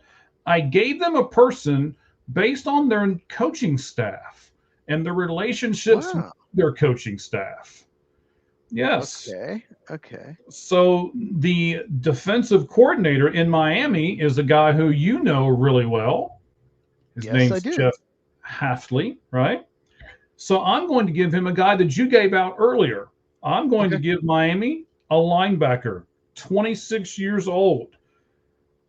And I'm going to give them Quay Walker because of his connection with Jeff Hafley. That's very possible. Yeah, they know Quay very well. Yeah, he was defense coordinator the last 2 years in Green Bay. So I wrote down 2 names. Well, one of them I'm going to save one for later. Obviously, Malik Willis, I brought him up. The quarterback for Arizona or Miami, connection with Green Bay. But a different Packer. Miami Dolphins need offensive line. And Rasheed Walker, left tackle, Green Bay Packers. I won't say very good. He's a good pass blocking left tackle.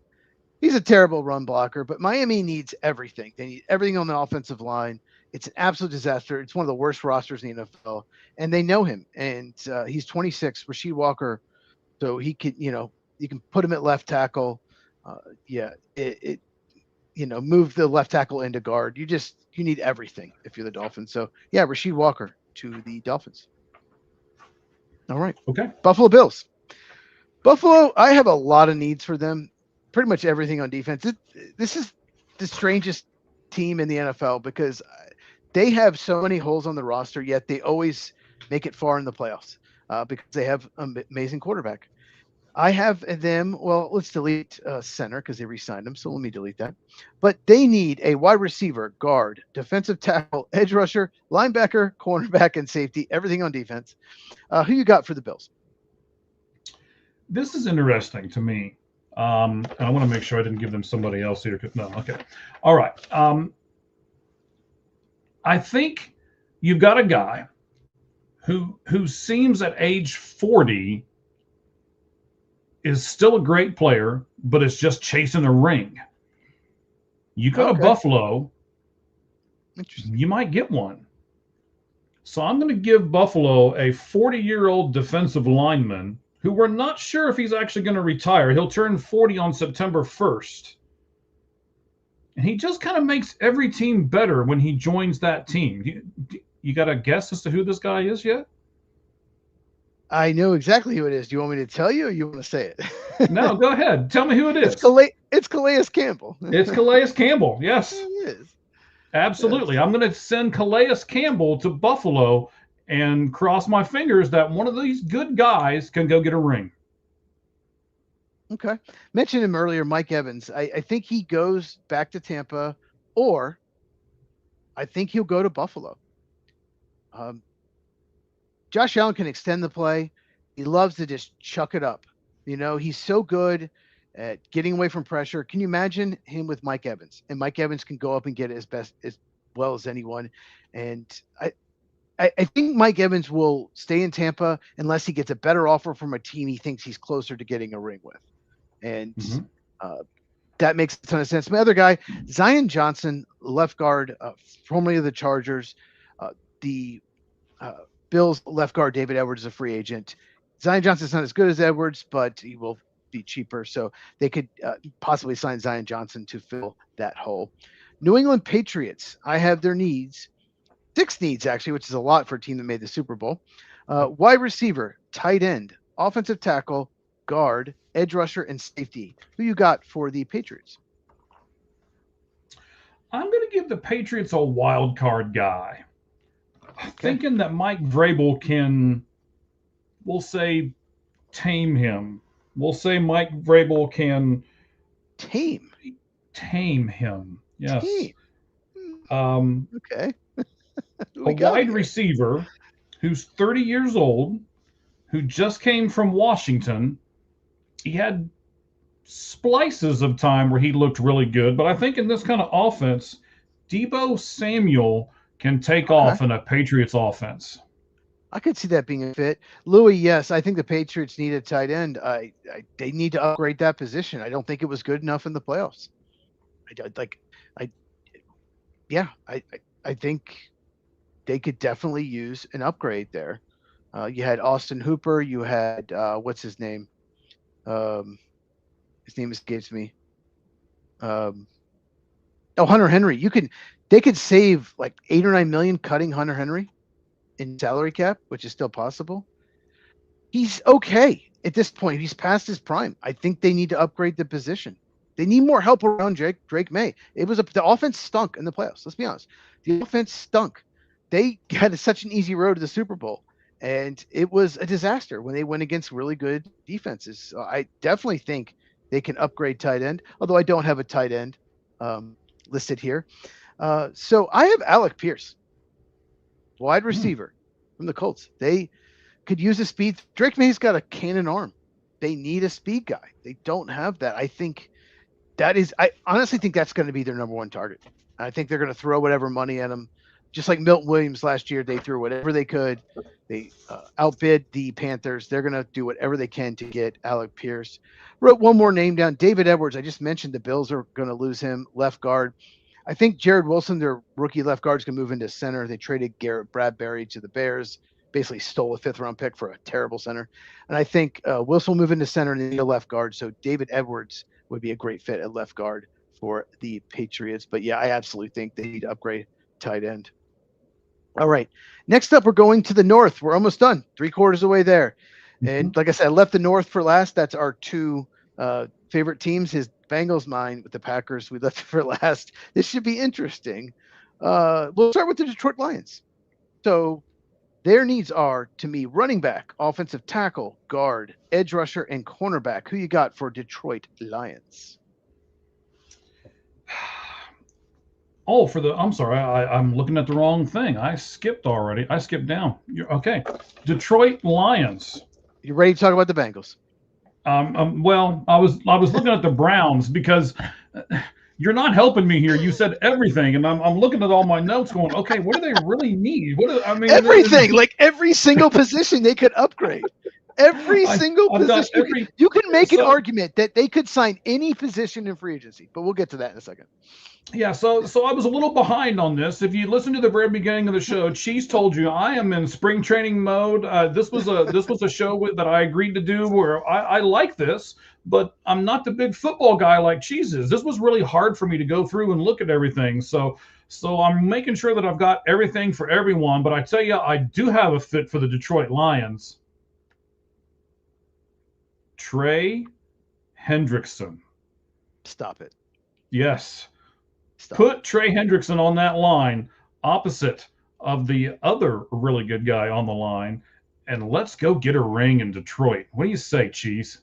Well, an edge rusher opposite Aiden Hutchinson's been a need for 3 years, and they've not addressed it. They've addressed just about everything else. Defensive tackle, run stop, and defensive tackle was a big need. They used Tyleik Williams was their first round pick. They seem to address every single need except that. I don't know why. I don't see it happening. I don't think they have the cap room. I get what you're saying. I think they're going to draft an edge rusher because it is a pretty good edge rusher draft. Why do they need a running back? Because they only have Jahmyr Gibbs. They don't have anyone behind him at all. They traded David Montgomery to the Texans. So someone like, I didn't put this, but like Rico Dowdle might be a good fit. They need a backup running back, or, they could draft one. It's just not a very good running back draft class. Offensive line's a problem. Center and left tackle losing Taylor Decker are a huge issue. So I have Warner listed, but I just want to quickly mention Braxton Jones could be a good fit at left tackle, at least maybe a bridge if you draft a developmental left tackle. Luke Fortner, formerly Jaguar and Saint at center, could be a pretty good, fill-in center. They cut Graham Glasgow, but Jalen Watson, cornerback, formerly the Kansas City Chiefs, he's, maybe the best corner available. He's been very good for several years for the Chiefs. The problem with him is how many good Chiefs corners have been good once they left the Chiefs. Steve Spagnuolo is just really good at putting them in the best position possible, either in zone or in man or blitzing. He just is so good at using his corners. And every corner that seems to leave there is worse off. That's the only issue I have with it, but they need a corner really bad. And Terrion Arnold, first round pick in 2024, he's got some legal issues. Who knows what's going to happen? So I think Jalen Watson would make a lot of sense in Detroit. Okay. Minnesota Vikings. I have the needs as running back. They cut Aaron Jones. I'm going to delete tight end because they kept. I thought they were going to release T.J. Hawkinson. They agreed to a restructured deal. So I got running back, center, defensive tackle, corner, and safety. Who you got for the Vikings? So the Vikings. Let's see how many people we can get going in the chat with this one. Okay, here we go. Because I have somebody big too. Okay. So, and by the way, Louis, we love people who are humble enough to say, "Oh, I missed that," and So thank you very much. We really do appreciate it. And I'll get to your Baltimore question when we get to the Ravens here in just a moment. But right now we're on the Minnesota Vikings. I'm afraid we're going to have the same person here, but I'm going to give you this. So this year, there'll be a trade in the NFL draft that I want to talk about right now. And it involves the Minnesota Vikings. Yes. So breaking news. Minnesota Vikings are going to trade J.J. McCarthy to the Arizona Cardinals for that third-round pick. And then they're going to sign in free agency, Malik Willis.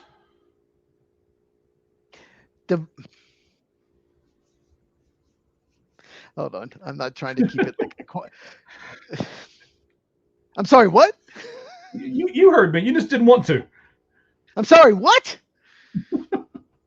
So they used the 10th overall pick on J.J. McCarthy 2 years later. Oh, no, let's just go through it. They used the 10th overall pick on J.J. McCarthy. 2 years later, they're going to give up on him and trade him for a third rounder, mid-third rounder to Arizona. Yes. Okay. And then they're going to sign Malik Willis to be their starter and go all in on him. Correct. Do you just want this to happen? Is this your wish? Do you want J.J. McCarthy? Are you telling me you don't think it's viable? No, I don't think it's going to happen. But no, my question to you, are an Arizona Cardinal fan most of the time. Do you want this? Do you want J.J. McCarthy for a third round pick? Would you do that trade? For a third round pick, yes, because I was also the guy who was willing to take like Trinidad Chambliss on a third round until he got re-signed by Ole Miss. I don't want them to use the first round pick on a quarterback. I really don't want them to use the second round pick on a quarterback. But if you give me somebody with some upside on that third or fourth round, then I'm okay with it. And I don't think they'll take a fourth round pick for him because, like you said, they just did the 10th pick in the overall draft 2 years ago for him. So they have to get something for him. In fact, I don't know if they'll take the third round pick, to be honest, but they might if they can sign Malik Wilson and get him in a camp. Then they'll look as, okay, we can get rid of JJ now. I just don't think you can take a third round pick for a guy you just used a first round pick on 2 years ago. That's the stretch part.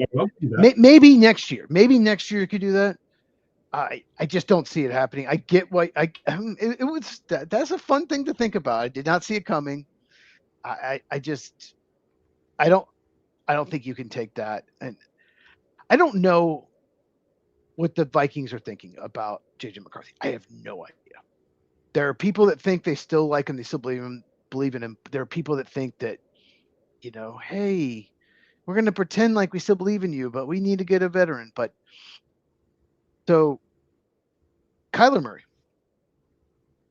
I don't think he's the best fit for their offense, like some people said, but Kevin O'Connell's a good coach. I mean, he can design offense around him, but Kyler Murray, the Vikings, it's been rumored. It just makes sense. It's the best option for probably Kyler Murray as far as like receiving core and just to win. I don't think Pittsburgh's a good fit at all. Mike McCarthy's offense, I don't see it. Why would you go to the Jets? Why would you go to the Browns? Why would you go to the Dolphins? So I think Kyler Murray, I think it's pretty, I'd be shocked. I think it's like 80% of the chance, maybe 89% that he goes to the Vikings and 11% everywhere else. So I had to bring that up. I did write down a couple more. I thought you were going to say Kyler Murray, so I wrote down a couple more. Tyler Algier, you mentioned. I think he'd be a great fit there. They released Aaron Jones. And Lloyd Cushenberry, center. Ryan Kelly, their center, retired. Lloyd Cushenberry was released by the Titans, veteran center. I think he could fit their scheme as well. Okay. We have a long comment from, here we go. There it is. Yeah, why don't quarterback needy teams go to somewhere like the Canadian Football League or something like that instead of trying to get retreads from the NFL? I think back then quarterback just wasn't as important, so you had more breakouts in CFL. Now teams, any chance a quarterback has tools or is close, they're going to make the NFL. I just don't think there's as many good quarterbacks in the CFL as there was back then. That's why. But no, that's a good question, William. Trust me, teams will do anything and everything to try to find the best quarterback. It's a quarterback-driven league, and it's the most important position in sports. Green Bay Packers. Okay. Their needs are, well, I'm going to delete center. It's still a need. They signed Sean Ryan. He's terrible. Yeah, if you don't, and by the way, if you haven't got a chance to do it, go to Cheez's spot. Go to his YouTube page, or you can go to our X spot because I've put it on our X as well. I'll give you our X, and I'll let Cheese give you his spot to go to when he speaks here in a moment.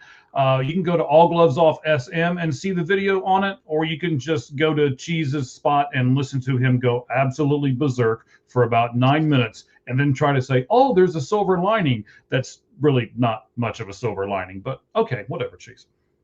You have no idea how long I recorded on that video. I cut it to 23 minutes, actually.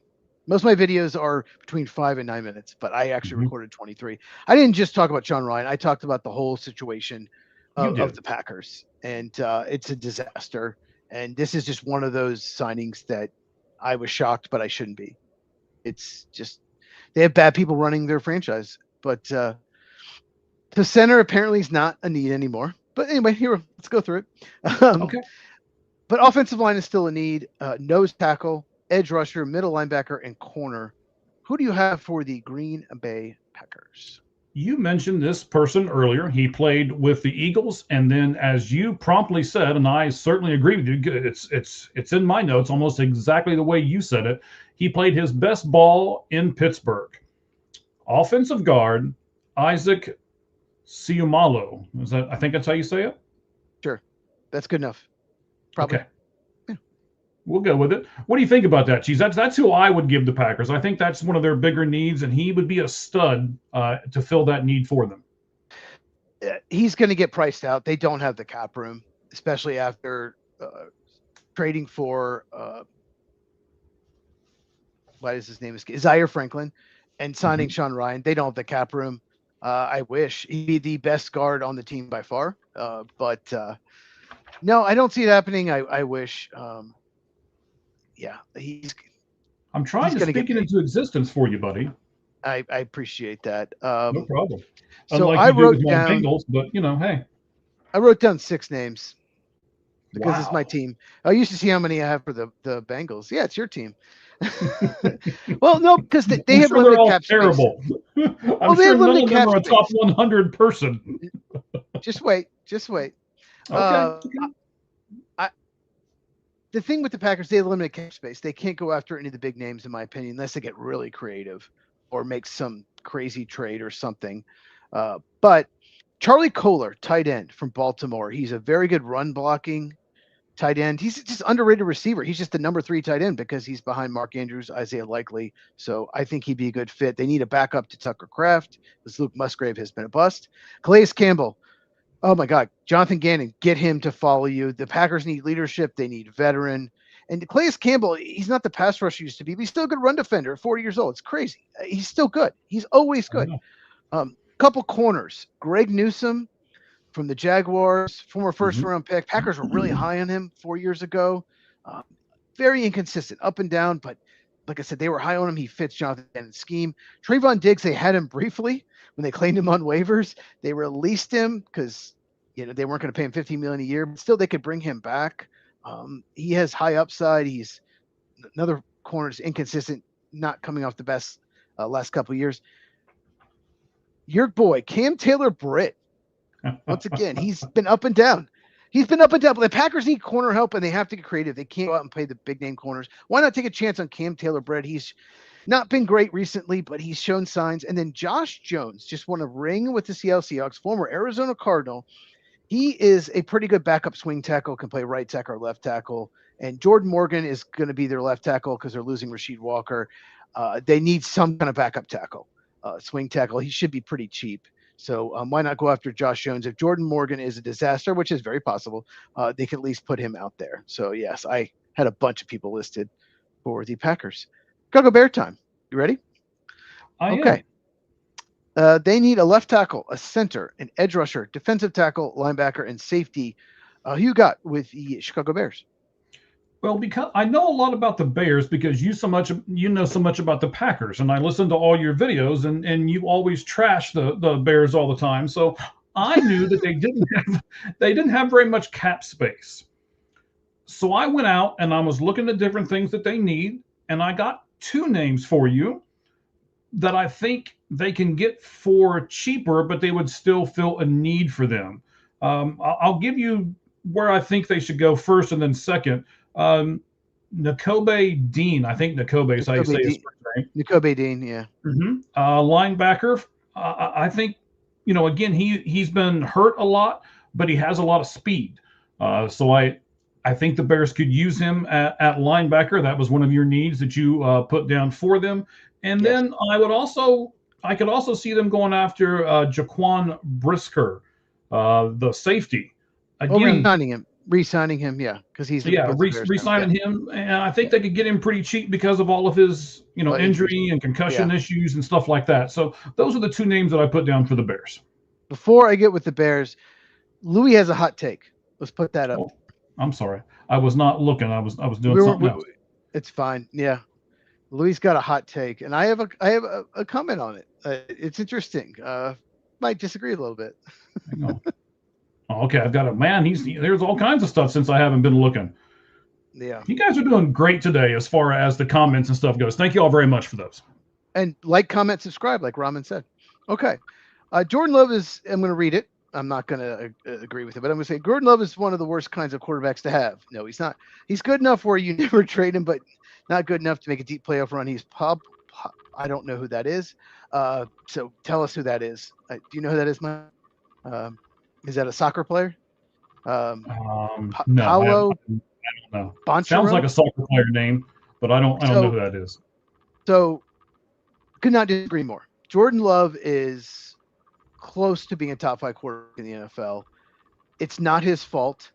Oh wow, it's not his fault that the offensive line has gotten worse every year. Matt LaFleur won't let him. His play calling is terrible. Jordan Love's flooring off his back foot almost every play. It's not Jordan Love's fault. It's either the defense and the coaching or the special teams. That's the problem. Jordan Love is about to hit his prime. He can make all the throws. I will defend Jordan Love every time. And he's untradeable. You could offer 3 or 4 first-round picks for Green Bay. They'll be like, you're not getting Jordan Love. So I disagree. He is much higher level than that. It'd be interesting to see what quarterback is on that level. I'd have to think about it. But no, I think Jordan Love is about to surprise a lot of people if his offensive line would actually be decent, which I'm a little skeptical. Okay. And I do agree with they win 9 or 10 games every year, and it's not Jordan Love's fault. It's not. None of it. He plays great. He had 4 touchdowns, no interceptions, almost 5. If Christian Watson caught that ball, almost 5 touchdowns, no interceptions, and they still lost. This is what Green Bay is: bad coaching, bad special teams, bad defense. Quarterback plays next level, and they still lose in the playoffs. Every other franchise, if their quarterback throws 4 touchdowns, no picks, they're going to win that playoff game. Not Green Bay. He was amazing against the Bears. I rewatched it. He was even better than I thought. Some of the throws, he's on his back foot, 25 yards downfield, right on their hands. Jaden Reed dropped one late in the game, right on his hands toward the sideline, like 25, 30 yards downfield. Jordan Love is incredible quarterback, and so is Justin Herbert. He doesn't get a lot of help either. Anyway. Okay. All right, that was a great rant. I love 8 it. quarterbacks over Love. No, you can maybe get 5 or 6, but I'd not take 8 over Love. But it's better to listen to some people. Some idiots out there won't even put Love in the top 13. So he is an all-star in the NBA. Well, that's why I don't know who he is. Okay. Yes. Yeah, that's who the person was. Chicago Bears. Bobby Okereke was released by the Giants. Bears don't have a great cap situation. I think he'd be a really good fit. He's coming off a down year. That's why he's released by the Giants. But Bears need a middle linebacker. He shouldn't be too expensive. And Reed Blankenship, free agent from the Eagles. Both Bears safeties are free agents. And Kevin Byard's, like a free agent. Reed Blankenship probably be a little cheaper. And he's, got a lot of experience, team leader, and won a Super Bowl with the Eagles. So I think those would be good fits. Are you ready for the AFC North? Last division. Here we go. Yes. Yes, I am, ready? sir. Are you sure? All right. I am. So I threw you off when I said Cleveland Browns. I just wrote everything. I didn't write down the actual list because it would have been every single position. Yeah. It's okay. I've got one. Okay. Cleveland Browns. Who's your free agent fit? Everyone. So I circled. No, I'm just kidding. I'm going to give them a guy who I think could make a difference on their team. So I kept looking, okay, where are these veteran guys? You know, like Bosa. Well, he signed with the Browns. No, he's not going to give up his last few years playing for Cleveland. So Let me stop you right there. I'm going to be gone for 10 seconds. But I can tell okay. you. Okay. All right, no problem. Be gone for 10 seconds, sir. So, wow. All right, so we'll get to all these comments here in just a moment. I see them over here. You guys are catching me on times when I keep going back and forth, referring to notes and everything else. But I'll get there. All right. So I wanted to give Cheese the 10 seconds to do his thing and come back before I gave the answer to the question of who are the Cleveland Browns going to get. So I had to give them a younger player who I still think could make a difference, and who would want to sign with Cleveland because he was a backup somewhere else, and he wants to be the guy in the Cleveland Browns uniform. You mentioned him earlier. Rico, help me. Rico Dowdle, is that how you say his last name? Yeah, the running back. Carolina running back, yes. I'm not saying he can be a superstar. I think he can get better than what he was in Carolina, and I think he could do that with Cleveland. And I think he'd be a guy who would actually sign with them because he's not going to demand a high dollar. He's not done anything spectacular yet. Maybe he goes to Cleveland on a 2-year contract, does really well on Cleveland as their number one guy, and then gets paid, knowing that he's 26 years old right now. That put him at 28, and then maybe he can go back to the free agency bank and get some money. So that's who I gave to the Cleveland Browns as a running back that would take. I also thought about Marcus Mariota as well, but that's not a dynamic name, so I didn't put that out there as my first one. I thought about him a couple places, but I did Mariota because he could be a bridge quarterback. I don't. Those are the 8, by the way. I don't think May. Caleb who? Caleb Williams? Caleb Williams is in my top 15. He's not. He's borderline top 20. T-Law? And he also wrote T-Law? Trevor Lawrence better than Jordan Love. Are you crazy? Are you crazy? Sorry, Louis. I completely disagree. May, God, when he faced good defenses in the playoffs, he was awful. He was terrible in the playoffs. And Caleb Williams, just analytics, doesn't even think he's a top 15 quarterback, and I don't as well. He's just so overrated. Cleveland Browns. I wrote down originally 20 names, but I mean, they have to get some offensive line. Okay. I'll just mention 3 names. Braxton Jones, tackle of the Bears, left tackle, just somebody. All their offensive line is free agents. Cam Robinson used to play there and tackle, and then Dylan Parham, guard for the Raiders. They just have to get bodies there on the offensive line. There's some free agents that won't cost a whole lot. Mm-hmm. Okay. He's not going to be a generation talent. I can't wait for 3 or 4 years from now when the Bears are just trying to move on Caleb Williams. I cannot wait. Okay. Okay, here we go. This is big. Cincinnati Bengals. I have actually 4 names written down because I want to do a little more with the Bengals with you because, well, that's your team. But go ahead. Who you got with the Bengals? Well, I have more than one name written down as well. I'm just, you're probably hearing me. It's terrible podcasting in the background as I flip through all these papers that I've got here. So I'll give you the first one. I kind of hope that they trade up in the draft and they address the safety need in the draft with one of those maybe some guy from Ohio State or something that would really. Can I stop you right there? Do you think they have to trade up to get Caleb Downs? Do you think he'll be gone by 10? Yes. Okay. So how far do you think they have to move up? Like 5 to the Giants? Like how far? Probably. That's what I would say. 5 to the Giants, yeah. And you give up a 2nd-round pick? Because that's what it'll probably take to move from 10 to 5. Or maybe a 3 and a 3 next year. Okay. The second one, yes. I don't know if I want to give up my 2nd-round pick, but I will do the other one. Yes. 2/3. I would do that. Okay, that's probably what it's going to take. Okay. Sorry, go ahead. Interesting. No, you're good. That's why we're doing this. But if they decide that that's not what they want to do, then give me Jalen Thompson. You mentioned him earlier. Jalen Thompson, 3-year, $36 million with Arizona. He'd be better, and what I've got here in front of me on a lot of the notes is he'd be better known if he wasn't playing where he was with Budda Baker. Yeah, I agree with that. I think Jalen Thompson is a talent. that the Bengals could go out and get if they decide not to trade up like I want them to. So I would like that, and I'd also like for them to sign a linebacker. I know he's a little older, 31 years old, Caden Ellis, but I think he's one of the more underrated guys. One of the best pass rushing linebackers in football. So Atlanta Falcon, of course, more than 1,000 snaps for 3 straight years.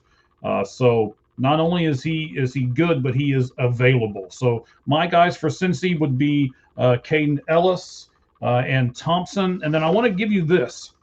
I've got a couple insiders, so I want to give you a name that you're probably not going to know. Well, you will. Most of the fans out there won't know. He played for the University of Cincinnati, and he is a Cincinnati native.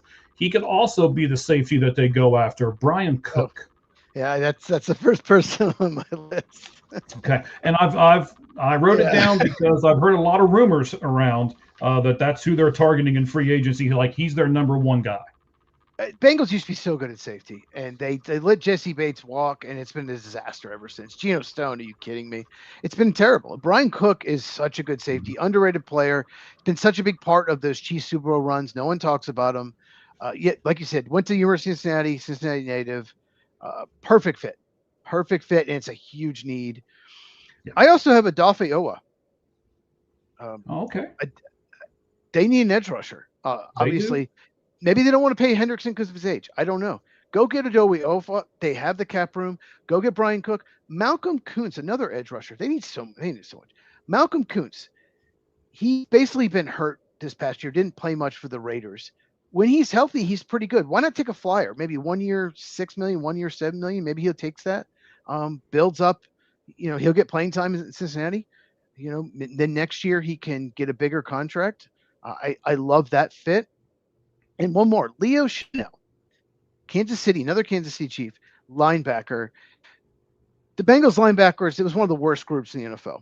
And despite using draft capital on it, their second, fourth round pick, it was bad. And Oren Burks was one of the most, he sucks. He just sucks. Leo Chanel has been really good for the Chiefs for years. He's been kind of on a snap count. He's never been a full-time starter there. And I don't know why. He's just always good. He's a very good blitzer. And so good size, 6'3", 250. So he would by far their best linebacker on their team. So yeah, Leo Chanel, would be another good fit for the Cincinnati Bengals. So Louis, I just don't agree. I don't think Caleb Williams is a franchise quarterback at all. I don't think they're going to win a Super Bowl with him. I disagree. It's this narrative. Everyone's just painting him as this great quarterback. Analytics hates him. He's terrible. His completion percentage is awful. He is put up some really big fourth quarters, so it looks great on film. But overall, he's been just a really inaccurate quarterback, missing guys by 5 yards on some throws early in games. And let's be honest, they don't have the success that they had this past year without Matt LaFleur being the coach of the Packers and giving 2 games away. So I think Caleb Williams is just, I don't think he'll ever be a top 10 quarterback. And like I said, 3 or 4 years from now, the Bears, in my opinion, will be just trying to shop him.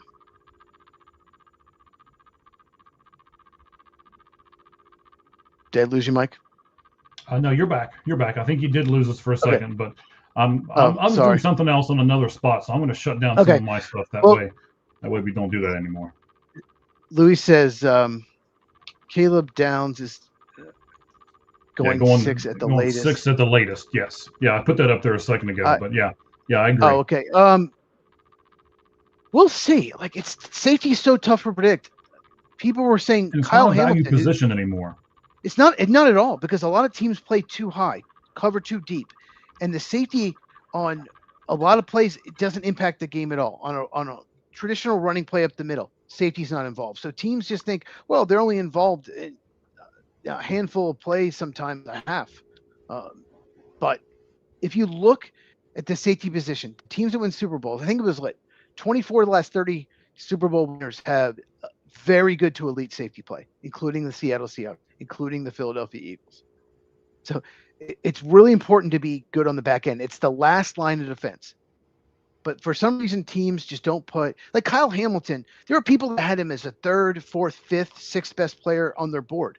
3 years ago, he goes, maybe it was four. Yeah, it was 4 years ago. He goes 13th overall, 12th or 13th to Baltimore because he was a safety. Baltimore's like, okay, we'll take him. He's the best safety in the NFL.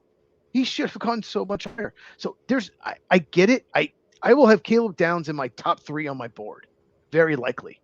Okay, top 5 for sure. But he could fall to the Bengals at 10. I don't think he should, but he could just because of the position. But Caleb Downs is a heck of a player. Probably not, but it's very possible. They're definitely better with Max Crosby, but I don't know. I need to see what Jesse Minter can do. Yep, you're right.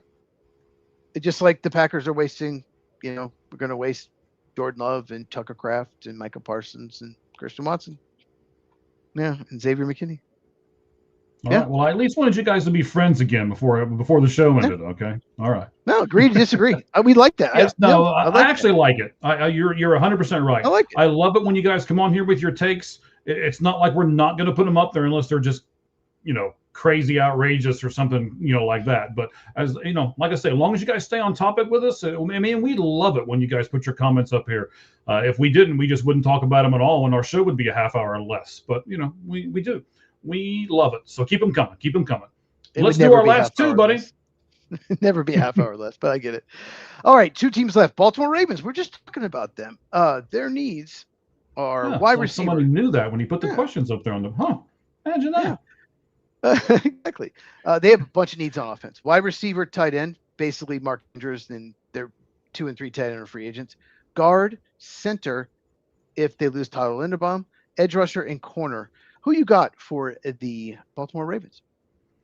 Well, earlier you corrected me because I thought Mike Evans did re-sign with the Tampa Bay Buccaneers, so I did not even consider him for any of this. But then you said, no, he has not. So I'm like, oh, well, I'm scratching the person I originally put for the Ravens, and I'm going to put Mike Evans up here because, in my opinion, Tyler Flowers just isn't cutting it. He might as a number 2, but he is not he is just not cutting it. So Rashad Bateman's not cutting either. Rashad Bateman's not covering either as number 2 receiver. Yeah. Both of them are disappointing. Like Zay Flowers is better number 2 receiver, but he's their number 1. And Rashad Bateman's a better number 3, but he's their number 2.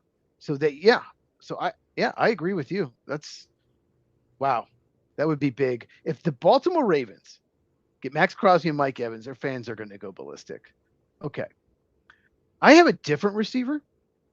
Okay. I have Jawan Jennings of the San Francisco 49ers.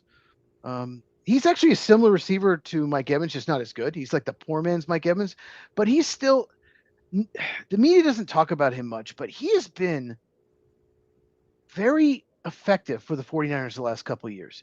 He's like a 4.65 4. I mean, he's not fast, but he'll go up and catch everything. He's an underrated route runner. He's just been very reliable for Brock Purdy the last couple of years. And very likely he didn't like his role there. He wasn't used enough, so he is not going to re-sign. But in Baltimore, he might be the number 1 target. I think that'd be such a good fit, and Lamar Jackson would love him. I also have Wyatt Teller, veteran guard from the Browns, right guard. They need guard help. Left guard and right guard are huge needs for the Ravens. I think Wyatt Teller would also be a good fit. 1 team left, and it's the Pittsburgh Steelers. Okay. Quarterback, obviously, we'll see what happens. Wide receiver, offensive tackle, guard, cornerback, and safety. Mike, who you got for the Pittsburgh Steelers? All right, here we go. Let's see the comments blow up on this one, too. The Pittsburgh Steelers will go out in free agency and pay a minimal contract and try to get a maximum return out of quarterback Kyler Murray. Okay. You think that's a good fit with McCarthy? Can you hear me? Yes, I can hear you. I mean, I'm not really thinking about the coach per se. I'm thinking about, this is so the typical Pittsburgh Steelers is, we've talked about this before. They pick in the middle. They never are able to get a franchise quarterback. Kyler Murray was once thought of as a franchise quarterback. Will they look at it and say, we can make Kyler Murray into a franchise quarterback and pay minimal for him and see what we can get. They'll take a flyer on him, basically. They did the same thing with Russell Wilson, so maybe And Aaron I don't Rodgers. know what Aaron Rodgers is going to do. And that's the thing. I don't know. It ended badly. Like he and Mike McCarthy, like it wasn't good at the end. The last couple of years, like he wanted McCarthy gone. I mean, I don't know that for sure, but I could tell. Like it just wasn't working. He was very frustrated with them. Maybe time heals, but it would be surprising to me that he would want to play for McCarthy again. It would surprise me, but maybe. So let's just say he does retire. Let's just hypothetically say, because he wants to come back. I'm sure they let him back. Okay. Maybe they go after Malik Willis, maybe Kyler Murray. I don't know if either one of them would want to sign there. But quarterback is a huge issue. I don't know what you do if you don't get Kyler Murray, Malik Willis, Aaron Rodgers. I have no idea what you're going to do at quarterback. Yeah. So Kirk Cousins, I mean, what are you going to Jacoby do? Ellsbury. He's great at center field. He can play Yes. some center field in Pittsburgh, and the Pirates could use a center fielder. Okay. Right. It's an inside joke. If you weren't listening to the beginning of the podcast, you didn't understand that, but it's an inside joke. All right. But I'm going to go with Romeo Doubs, especially if Aaron Rodgers comes back. Romeo Doubs, they need another receiver. DK Metcalf is a size speed guy. They need someone who's a great route runner, or they need a good yard after catch guy, probably both. And Dobbs is a good route runner, he can win quick. That's one good thing that Dobbs can do. Mm-hmm. I think he's going to get overpaid. He got off to a great start this year, kind of faded down the stretch. But I think they have to get another receiver. And I'm going to say this. This is going to sound crazy because we haven't mentioned this name. But somebody, assuming he's healthy, is somebody going to sign Tyreek Hill? Is somebody going to say he's so talented, he's so fast, we just have to get another weapon? And a team that's desperate. Pittsburgh is desperate for another explosive receiver. They need someone. Maybe they call Tyreek Hill, and maybe they come to an agreement. And they need someone like that. Depends on what Hill wants, right? I mean, what's Hill going to want? I think he wants to play. He wants money for all the baby mamas he's got to pay. Well, yeah, and is Pittsburgh going to be willing to do that? All the child support. So I had trouble finding a team for him. And so I was just like, why not? Why not Pittsburgh? They need receiver as much as anyone not named Buffalo Bills. So, yeah. So that, I think we'll see. Don't go with Dobbs. Maybe Dobbs and Tyreek Hill, and they can turn a weakness into a strength to go along with Metcalf. You never know. That could. Poll question. How we doing? I don't know, but I'll look. All right. I just had it pulled up here. So while he's looking, so what happens is the free agency officially doesn't start till Wednesday, but the tampering period starts noon Eastern tomorrow. So the next 48 hour, or basically Monday and Tuesday, are going to be insane. Most of the free agents will agree to terms. Probably 70 to 80 of them, of the top 100 free agents, will agree to terms the first 48 hours. It's not like baseball at all. Most of free agency happens the first 48, 72 hours. So you make sure you subscribe to my channel at Football with Cheese. I'm off of work the next 2 days for that reason. I will be making multiple videos. Probably anything big happens, I will make it. I'll recap stuff. Follow Mike as well at All Gloves Off. SM. Wait, that's your SM as well. And who knows? I don't know. We haven't talked about this, Mike. If you have time from work, if you can jump on there, maybe we can jump on live and go over a few things. But yeah, it's going to be crazy. So make sure you follow the channel. Follow our X accounts as well at All Gloves Off SM, at Football Cheese as well. We will obviously retweet any big news, but it's about to be crazy starting lunchtime on Monday for the, like I said. Let's just say this, Cheese. How about we commit to this? You've got the next 2 days off. I have the next 2 weeks off. Now, I have 2 weeks off. I have 2 weeks off for a different reason. I'm a spring training guy, so I have it all off for that. But either Monday, let's say Monday sometime, we'll do the Monday recap, probably more towards the evening on Monday. And then, of course, we will have the Lights Out Sports podcast on Tuesday, and we'll do all the recapping on that show as well. So we'll go live at some point tomorrow, and yeah, we'll have our show at 9 Eastern, 6 Pacific. Now the time change was 8 Eastern. We have a time change, so now it's 9 Eastern, 6 Pacific. The show on Tuesday. But yeah, so just subscribe and hit the bell if you're on YouTube, so you don't miss it. But we will go live at some point tomorrow to recap all the news because it happens fast. Like I said, baseball sometimes it is the slowest moving free agency possible. Baseball has the best trade deadline and the worst free agency as far as breaking news. And NFL it's a complete flip opposite. The trade deadline is so that it's terrible, but it has great first 48 hours. Okay, we got the poll question. I do. Before we do the poll question, now our poll question is on All Gloves Off SM, as you just mentioned. Yes. I'm going to do something a little different tonight. And I'm going to try to do this every Sunday, and I'd love to have all you guys participate with us. Here's what we're going to do. It's kind of like a follow train, but it's not exactly like a follow train. So I'm going to do Sunday shout out sixes. I'm going to shout out 6 accounts that I think you should follow every Sunday. And then hopefully we're going to build it to where all 6 of those accounts will shout out 6 accounts that you should follow every Sunday, and we'll just build and build and build, and we'll grow our sports media spots that way. So I can tell you right now that Cheez will be on one of my 6 to shout out. So then we'll do 6. I'm sure Cheez will do 6 more, and then we'll just keep growing it and growing it and growing it. So we're going to do Sunday shout out 6. That's what the new thing we're going to start doing on All Gloves Off SM, which is our X account. All right. Did you see the comment? Did you see the comment? What happens with Stephon Diggs? Oh, wow. Dorcrex had a good comment. Oh, yes. That's a good question. He's been accused of assaulting his personal chef, so I don't know. He's being released by the Patriots. I thought they'd release him anyway. If this didn't happen, I think they cut him anyway. They saved $16.8 million, I think. I honestly don't think he's going to get a job anytime soon. He would have to probably be acquitted of the charges, and then a team gets desperate for a receiver, but I don't think he'll sign anytime soon with anybody. I don't know why anyone would sign him. He's just a mess. He had 4 kids from 4 different women last year. Just put it that way. 1 including Cardi B. He's just there's so many red flags about him. He's been traded twice. The dude has been one of the best 10 receivers in the league over the last decade, and he's been traded twice. And one of them is giving him away like a mid-round pick. That tells you all you need to know. So I don't think he signs anywhere anytime soon. So you're telling me he's had kids with Cardi A, B, C, and D this year? At the very minimum.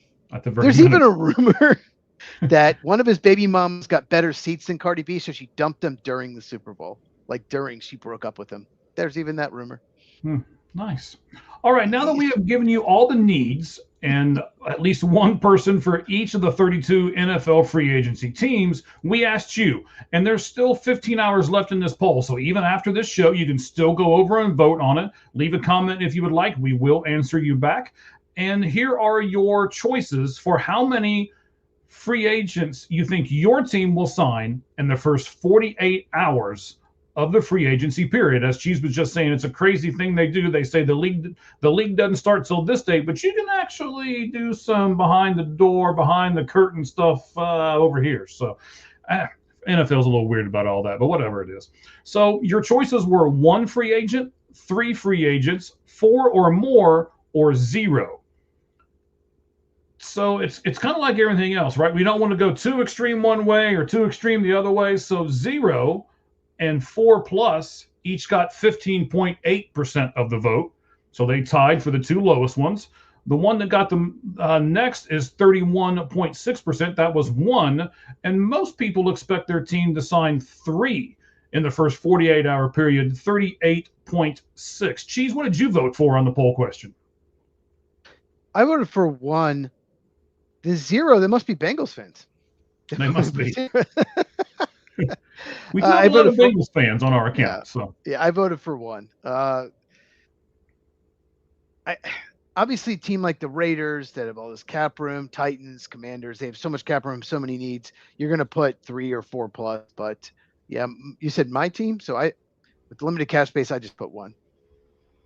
Okay, I certainly agree with that. They don't have a lot of cap space. You're right. So that does affect what they're going to be able to do in free agency. 15. You said 15% said 0. Yeah, we got some Bengals fans definitely voting. Yep. All right, guys. Hey, we appreciate you guys being with us. This is a special thing. We wanted to get this out here. The Lights Out Sports NFL free agency special is over. It is done. We love you, and we hope to see you Tuesday at what time, Cheese? 9 Eastern, 6 Pacific, and 6 Arizona time as well. Yes. For people in Arizona. But yeah, it's now 9 Eastern, 6 Pacific. And we talk not just NFL, we do baseball and college football as well. Not a lot of college football going on right now. And as we get closer, we will do more NFL draft stuff. The week of the draft, we will do a mock draft. There'll be Mike will host it, and myself and 3 other draft analysts will pick for 2 divisions each. It's so much fun. It's like our big show of the year. So make sure you subscribe and yeah, that Tuesday, it's gonna be great. All right. And then we will start announcing who those other draft analysts will be before the end of the week. So look forward to that as well. All right, guys. Thank you all very much. Cheese, thank you for leading the show today, buddy, doing the NFL stuff with us. I certainly appreciate it. Yes. Hats off to you. Salute to every one of our fans. And as we say at the end of every show, even though it is a football one, the only thing that's fair in life is a baseball hit between the third and first base lines. Good evening, everyone.